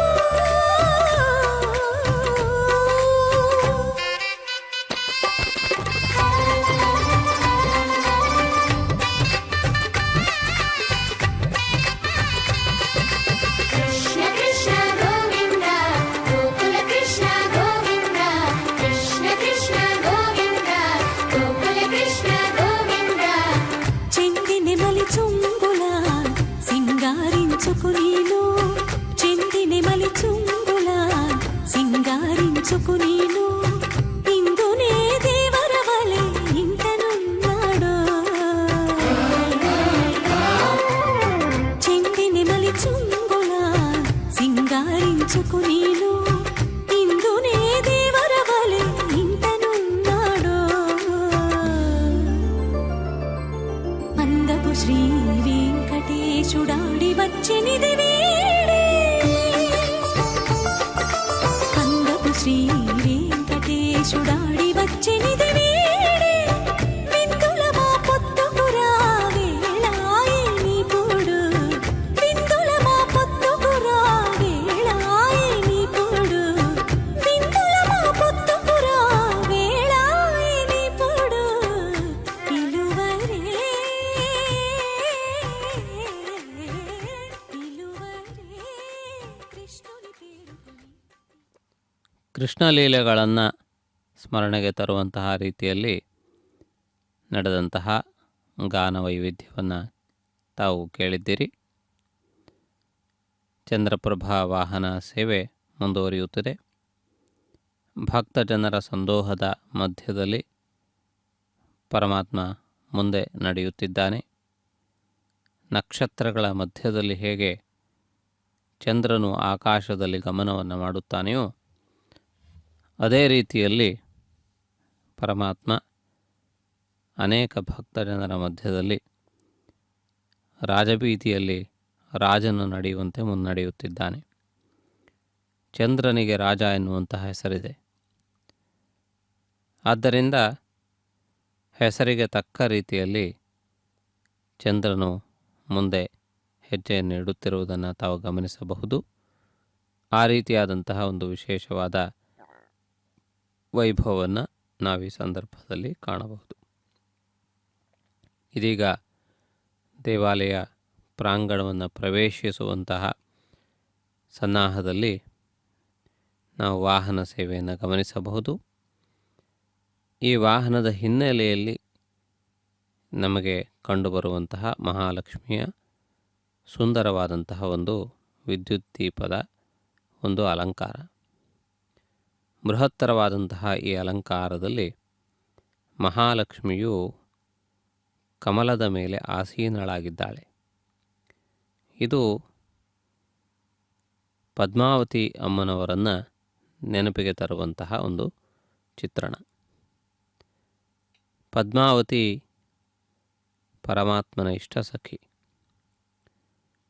ಪದ್ಮಾವತಿ ಮಹಾಲಕ್ಷ್ಮಿಯ ಸ್ವರೂಪ. ಮಹಾಲಕ್ಷ್ಮಿಯೇ ಪದ್ಮಾವತಿಯಾಗಿ ಅವತರಿಸಿದ್ದಾಳೆ ಎನ್ನುವುದು ಕೂಡ ಪುರಾಣಗಳಲ್ಲಿ ಕಂಡುಬರುವಂತಹ ಒಂದು ಆಖ್ಯಾನ. ಆ ರೀತಿಯಾಗಿ ಪದ್ಮಾವತಿ ದೇವಿಯನ್ನು ಕೂಡ ಇಲ್ಲಿ ಸ್ಮರಿಸುವಂತಹ ಅವಕಾಶ ಪ್ರಾಪ್ತವಾಗುತ್ತಿದೆ. ಈ ಮಂಗಳಕರವಾದಂತಹ ವೈಭವ ನಮ್ಮ ಕಣ್ಣ ಮುಂದೆ ನಡೆಯುತ್ತಿದೆ. ಭಗವಂತನು ದೇವಾಲಯದ ಪ್ರಾಕಾರವನ್ನು ಮತ್ತೆ ಪ್ರವೇಶಿಸಿದ್ದಾನೆ. ದೇವಾಲಯದ ಪ್ರಾಕಾರದ ಸುತ್ತಲೂ ರಥಬೀದಿಗಳಿವೆ. ಆದ್ದರಿಂದ ಇದು ದೇವಾಲಯದ ಹೆಬ್ಬಾಗಿಲು ಎಂದು ನಾವು ಭಾವಿಸಬಹುದು. ಇನ್ನೂ ಸ್ವಲ್ಪ ಮುಂದುವರೆದು ಭಗವಂತನು ದೇವಾಲಯದ ಪ್ರಧಾನ ಗೋಪುರದ ಮುಂಗಡೆ ವಿಶ್ರಾಂತಿಯನ್ನು ಪಡೆಯುತ್ತಾನೆ. ಅದಕ್ಕಿಂತಲೂ ಮುಂಚಿತವಾಗಿ ಅನೇಕ ಭಕ್ತಜನರು ಭಗವಂತನಿಗೆ ಅನೇಕ ವಿಧವಾದಂತಹ ನೈವೇದ್ಯಗಳನ್ನು ನಿವೇದಿಸುತ್ತಾರೆ. ಕರ್ಪೂರ ನೀರಾಜನವನ್ನು ಭಗವಂತನಿಗೆ ಒಪ್ಪಿಸುತ್ತಾರೆ. ಹೀಗೆ ತಮ್ಮ ತಮ್ಮ ಭಕ್ತಿಗನುಸಾರವಾಗಿ, ಶಕ್ತಿಗನುಸಾರವಾಗಿ, ಅನುಕೂಲಕ್ಕನುಸಾರವಾಗಿ ಭಗವಂತನನ್ನು ಆರಾಧಿಸುತ್ತಾರೆ. ಈ ಕ್ಷೇತ್ರದಲ್ಲಿ ಭಕ್ತರು ಸುಲಭವಾಗಿ ಪರಮಾತ್ಮನಿಗೆ ಈ ಎಲ್ಲ ಸೇವೆಗಳನ್ನು ಮಾಡುವ ಅವಕಾಶವಿದೆ. ಹೆಚ್ಚು ನಿರ್ಬಂಧಗಳು ಇರದೇ ಇರುವುದರಿಂದಾಗಿ ಸುಲಭವಾಗಿ ಭಕ್ತಜನರು ಭಗವಂತನ ವಾಹನದ ಸಮೀಪಕ್ಕೆ ಹೋಗಿ ತಮ್ಮ ಸೇವೆಯನ್ನು ಸಲ್ಲಿಸಬಹುದು, ನಮಸ್ಕರಿಸಬಹುದು. ಈ ರೀತಿಯಾದಂತಹ ಪ್ರಕ್ರಿಯೆಗಳಿಗೆ ಇಲ್ಲಿ ಅವಕಾಶವಿದೆ. ಆದ್ದರಿಂದ ಸಹಜವಾಗಿಯೇ ಭಕ್ತರು ಆ ಪರಮಾತ್ಮನಿಗೆ ಯತ್ಕಿಂಚಿತ್ ಸೇವೆಯನ್ನು ಮಾಡಬೇಕು ಎನ್ನುವಂತಹ ಸಂಕಲ್ಪವನ್ನು ಮಾಡುತ್ತಾರೆ. ಆದ್ದರಿಂದ ವಾಹನ ಸೇವೆಯ ಸಂದರ್ಭದಲ್ಲಿ ಅಲ್ಲಲ್ಲಿ ಈ ರೀತಿಯಾದಂತಹ ಸೇವೆಗಳನ್ನು ಸ್ವೀಕರಿಸುತ್ತಾ ಭಗವಂತನು ಮುನ್ನಡೆಯುತ್ತಾನೆ. ಪರಮಾತ್ಮನು ಭಕ್ತರನ್ನು ಅನುಗ್ರಹಿಸುವಲ್ಲಿ ಯಾವ ವಿಧವಾದಂತಹ ಕಾರ್ಪಣ್ಯವನ್ನು ತೋರಿಸುವುದಿಲ್ಲ. ಅಂದರೆ ಉದಾರವಾಗಿ ಭಗವಂತನು ಭಕ್ತರನ್ನು ಅನುಗ್ರಹಿಸುತ್ತಾನೆ. ಯಾರು ತನ್ನನ್ನು ಆಶ್ರಯಿಸುತ್ತಾರೆಯೋ, ಯಾರು ತನ್ನ ಸೇವೆಯಲ್ಲಿ ತಮ್ಮನ್ನು ತೊಡಗಿಸಿಕೊಳ್ಳುತ್ತಾರೆಯೋ ಅಂಥವರನ್ನು ಅನುಗ್ರಹಿಸುತ್ತಾನೆ ಎನ್ನುವಂತಹದ್ದು ಅನೇಕ ಭಕ್ತರ ಅನುಭವದಲ್ಲಿದೆ. ಆದ್ದರಿಂದ ಅನುಭವವೇ ಪ್ರಧಾನವಾದ ಪ್ರಮಾಣ. ಆದ್ದರಿಂದ ಭಕ್ತರನ್ನು ಅನುಗ್ರಹಿಸುವಲ್ಲಿ ಮುಂದಿರುವಂತಹ ಕಲಿಯುಗದ ಪ್ರತ್ಯಕ್ಷ ದೈವವಾಗಿ ಭಕ್ತರಿಂದ ನಿತ್ಯವೂ ಆರಾಧಿಸಲ್ಪಡುವ ಕೋಟಿ ಕೋಟಿ ಭಕ್ತ ಜನರ ಕಣ್ಮಣಿಯಾಗಿರುವ ಪರಮಾತ್ಮನನ್ನು ನಾವಿದೀಗ ವೀಕ್ಷಿಸುತ್ತಿದ್ದೇವೆ. ಶ್ರೀನಿವಾಸ ಮಂಗಾಪುರದ ಚಂದ್ರಪ್ರಭಾ ವಾಹನ ಸೇವೆ ಆಂಜನೇಯ ಸ್ವಾಮಿಯ ದೇವಾಲಯದ ಮುಂಭಾಗದಲ್ಲಿ ಪರಮಾತ್ಮ ನಿಂತಿದ್ದಾನೆ. ದೇವಾಲಯಕ್ಕೆ ಹೊಂದಿಕೊಂಡಂತೆ ಉಪಾಲಯಗಳ ಭಾಗವಾಗಿ ಆಂಜನೇಯನ ಮಂದಿರವೂ ಕೂಡ ಇಲ್ಲಿದೆ. ಇದಕ್ಕೆ ಕಾರಣ ತಿರುಮಲ ಕ್ಷೇತ್ರದಲ್ಲಿ ಪ್ರಧಾನ ದೇವಾಲಯದ ಮುಂಭಾಗದಲ್ಲಿ ಬೇಡಿ ಆಂಜನೇಯನ ದೇವಾಲಯವಿದೆ. ಆದ್ದರಿಂದ ಎಲ್ಲೆಲ್ಲಿ ತಿರುಮಲ ತಿರುಪತಿ ದೇವಸ್ಥಾನವು ಶ್ರೀ ವೆಂಕಟೇಶ್ವರ ದೇವರ ಮಂದಿರಗಳನ್ನು ನಿರ್ಮಿಸುತ್ತದೆಯೋ ಆ ಎಲ್ಲ ಸ್ಥಾನಗಳಲ್ಲಿ ಹನುಮಂತನಿಗೂ ಕೂಡ ಒಂದು ವಿಶೇಷವಾದ ಮಂದಿರವನ್ನು ದೇವಾಲಯದ ಮುಂಗಡೆಯಲ್ಲಿ ನಿರ್ಮಿಸುತ್ತದೆ. ಯಾಕೆಂದರೆ ಭಕ್ತಜನರು ತಿರುಮಲ ಕ್ಷೇತ್ರಕ್ಕೆ ಪದೇ ಪದೇ ಹೋಗುವಂತಹ ಅವಕಾಶವಿಲ್ಲ. ಆದರೆ ಭಗವಂತನನ್ನು ನೋಡದೇ ಇರಲು ಕೂಡ ಸಾಧ್ಯವಿಲ್ಲ. ಆದ್ದರಿಂದ ಸಮೀಪದಲ್ಲಿರುವಂತಹ ತಿಮ್ಮಪ್ಪನ ಮಂದಿರಗಳಿಗೆ ಭೇಟಿ ಕೊಡುವುದು ಸಹಜ. ಅಂತಹ ಭಕ್ತರು ತಿರುಮಲ ಕ್ಷೇತ್ರದ ಅನುಭೂತಿಯನ್ನು ಪಡೆಯುವುದಕ್ಕೆ ಬೇಕಾಗಿ ತಿರುಮಲ ಕ್ಷೇತ್ರದಲ್ಲಿ ಇರುವಂತಹ ಎಲ್ಲ ವಿಧವಾದಂತಹ ಈ ರೀತಿಯಾದಂತಹ ಮಂದಿರಗಳನ್ನು, ಪುಷ್ಕರಣಿಯನ್ನು ಇವೆಲ್ಲವನ್ನು ಕೂಡ ನಿರ್ಮಿಸುತ್ತಾರೆ. ತಿರುಮಲ ಕ್ಷೇತ್ರದಲ್ಲಿ ಇರುವಂತೆ ರಥಬೀದಿಗಳನ್ನು ರಚಿಸುತ್ತಾರೆ.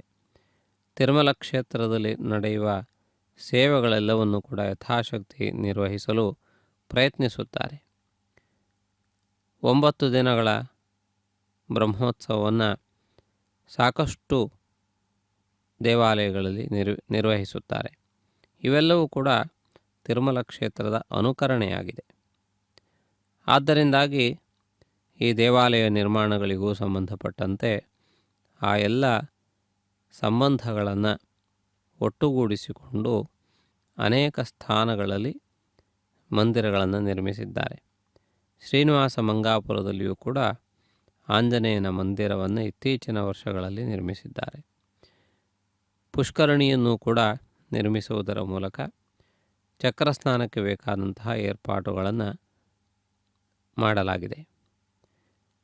ಹಿಂದೆ ಚಕ್ರಸ್ನಾನಕ್ಕೆ ಕೃತಕವಾದಂತಹ ತೊಟ್ಟಿಯಲ್ಲಿ ಚಕ್ರಸ್ನಾನವನ್ನು ಮಾಡಬೇಕಾದಂತಹ ಪರಿಸ್ಥಿತಿ ಇತ್ತು. ಅದನ್ನು ಹೋಗಲಾಡಿಸುವುದಕ್ಕಾಗಿ ಆಗಮಶಾಸ್ತ್ರಬದ್ಧವಾಗಿ ದೇವಾಲಯದ ಮುಂದೆ ಪುಷ್ಕರಣಿಯನ್ನು ನಿರ್ಮಿಸಿದ್ದಾರೆ. ಹೀಗೆ ಈ ಕ್ಷೇತ್ರದಲ್ಲಿ ತಿರುಮಲ ಕ್ಷೇತ್ರದ ಎಲ್ಲ ಚಿಹ್ನೆಗಳನ್ನು ಕೂಡ ನಾವು ಸ್ಪಷ್ಟವಾಗಿ ಕಾಣಬಹುದು. ಆ ರೀತಿಯಾಗಿ ಶ್ರೀನಿವಾಸ ಮಂಗಾಪುರ ಕ್ಷೇತ್ರದ ಕಲ್ಯಾಣ ವೆಂಕಟೇಶ್ವರನು ತಿರುಮಲ ಕ್ಷೇತ್ರವನ್ನು ನೆನಪಿಗೆ ತರುತ್ತಾ ಭಕ್ತರನ್ನು ಅನುಗ್ರಹಿಸುತ್ತಾ ಈ ಬ್ರಹ್ಮೋತ್ಸವದ ವೇಳೆಯಲ್ಲಿ ದರ್ಶನವನ್ನು ನೀಡುತ್ತಿದ್ದಾನೆ. ಆ ಭಗವದ್ ದರ್ಶನದಿಂದ ಭಕ್ತರೆಲ್ಲರೂ ಆನಂದ ಪರವಶರಾಗುತ್ತಿದ್ದಾರೆ. ಆನಂದ ನಿಲಯ ನಿವಾಸಿಯಾದಂತಹ ಶ್ರೀನಿವಾಸನು ನಮ್ಮೆಲ್ಲರನ್ನು ಎಲ್ಲ ಸಂದರ್ಭಗಳಲ್ಲಿಯೂ ಕೂಡ ರಕ್ಷಿಸಲಿ. ಎಲ್ಲ ಸಂದರ್ಭಗಳಲ್ಲಿಯೂ ಕೂಡ ಪರಮಾತ್ಮನು ನಮ್ಮ ಜೊತೆಗಿರಲಿ. ಶುಭಕರನಾಗಿರುವಂತಹ ಪರಮಾತ್ಮನ ದಿವ್ಯವಾದಂತಹ ಅನುಗ್ರಹ ನಮಗೆ ಪ್ರಾಪ್ತವಾಗಲಿ ಎಂದು ಈ ಸಂದರ್ಭದಲ್ಲಿ ಪ್ರಾರ್ಥಿಸೋಣ. ವೆಂಕಟಾಚಲಾಧೀಶ್ವರನ ಸನ್ನಿಧಿಯಲ್ಲಿ ವೈಖಾನಸ ಆಗಮ ಪದ್ಧತಿಯನ್ನು ಅನುಸರಿಸುತ್ತಾರೆ. ಈ ಕ್ಷೇತ್ರದಲ್ಲಿಯೂ ಕೂಡ ತತ್ಸಮಾನ ಪದ್ಧತಿಯಲ್ಲಿ ಅದೇ ವಿಧವಾದಂತಹ ಪೂಜಾ ವಿಧಾನವನ್ನು ಅನುಸರಿಸುತ್ತಾರೆ. ಆದ್ದರಿಂದ ಉತ್ಸವದ ಆರಂಭ, ಉತ್ಸವದ ಮುಕ್ತಾಯ, ಬ್ರಹ್ಮೋತ್ಸವದ ಆರಂಭ ಆಗುವುದಕ್ಕೆ ಸಂಬಂಧಪಟ್ಟಂತಹ ಉಪಪ್ರಕ್ರಿಯೆಗಳೆಲ್ಲವೂ ಕೂಡ ತಿರುಮಲ ಕ್ಷೇತ್ರದಲ್ಲಿ ನಡೆಯುವ ವಿಧಾನದಲ್ಲಿಯೇ ನಡೆಯುತ್ತದೆ. ಆದ್ದರಿಂದ ಈ ವಿಧವಾಗಿ ಶ್ರೀನಿವಾಸನ ದಿವ್ಯವಾದಂತಹ ಉತ್ಸವವನ್ನು ವೀಕ್ಷಿಸುತ್ತಿದ್ದೀರಿ. ಸುಮಾರು 2 ಗಂಟೆಗಳ ಕಾಲ ಈ ಉತ್ಸವ ಇಂದು ನಡೆದು ಬಂದಿದೆ. ದಿನೇ ದಿನೇ ಭಗವಂತನ ಈ ಉತ್ಸವ ಸೇವೆ ಹೆಚ್ಚು ಸಮಯವನ್ನು ಪಡೆದುಕೊಳ್ಳುತ್ತಿದೆ.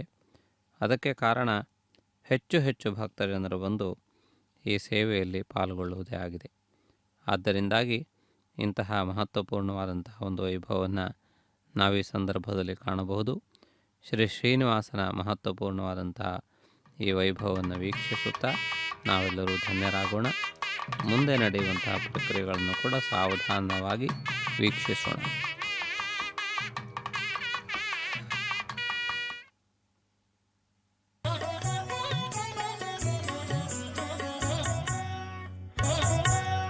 ಮೊದಲೇ ನಿಂಡು ಕಳಲ ಪುನ್ನಮ ನೀಡು ಜಾಜರ ಜಾಜರ ಜಾಜ ಜಾಜರ ಜಾಜ ಜಾಜರ ಜಾಜರ ಜಾಜ ಜಾಜರ ಜಾಜ ಮೊದಲೇ ನಿಂಡು ಕಳಲ ಪುನ್ನಮ ನೀಡು ಅದನ್ನು ತಪ್ಪಕ ಜಾಜರಾಡುದುವು ಮೊದಲೇ ನಿಂಡು ಕಳಲ ಪುನ್ನಮ ನೀಡು ಅದನ್ನು ತಪ್ಪಕ ಜಾಜರಾಡುದುವು ರಾವಯ್ಯ ಮೊದಲೇ ನಿಂಡು ಕಳಲ ಪುನ್ನಮ ನೀಡು ಅದನ್ನು ತಪ್ಪಕ ಜಾಜರಾಡುದುವು ರಾವಯ್ಯ ಮೊದಲೇ ನಿಂಡು ಕಳಲ ಪುನ್ನಮ ನೀಡು ಜಾಜರ ಜಾಜರ ಜಾಜ ಜಾಜರ ಜಾಜ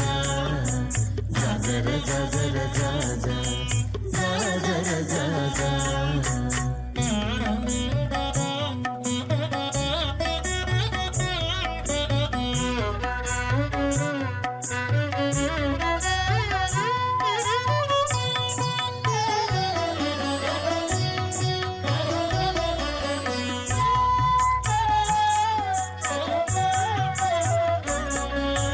జలజాక్షి మోమునను చంద్రోదయమాయ నెలకొన్న నవ్వుల వెన్నెలగాసెను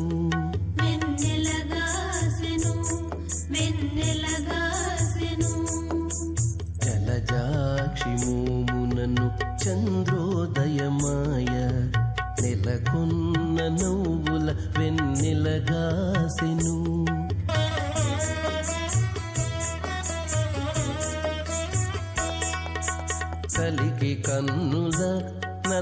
కలువలు వికసించే కలికి కన్నుల నల్ల కలువలు వికసించి అలరీకెతో జాజరాడుదురావయ్య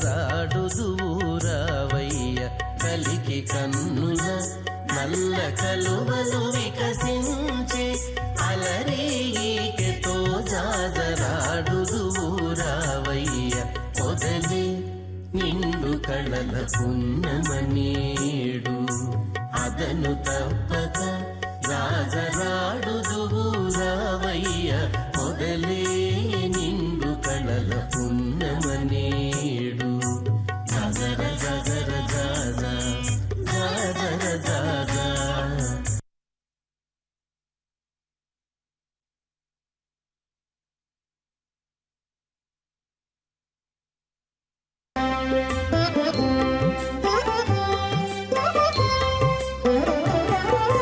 మంగళం మంగళం మంగళం మంగళం మంగళం మంగళం మంగళం మంగళం కృష్ణ కృష్ణ మంగళం మంగళం మంగళం మంగళం మంగళం మంగళం మంగళం మంగళం మంగళం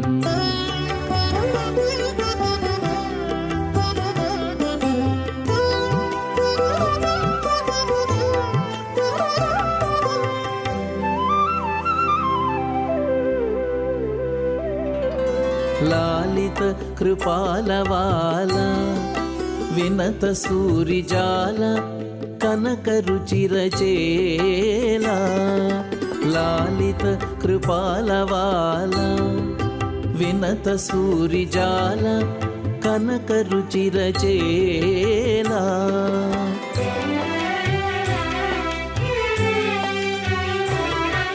శ్రీలోల మోహనలీలా సత్వ విశాల నీలవర్ణ బాలగోపాల శ్రీలోల మోహనలీలా సత్వ విశాల నీలవర్ణ బాలగోపాల కృష్ణ కృష్ణ మంగళం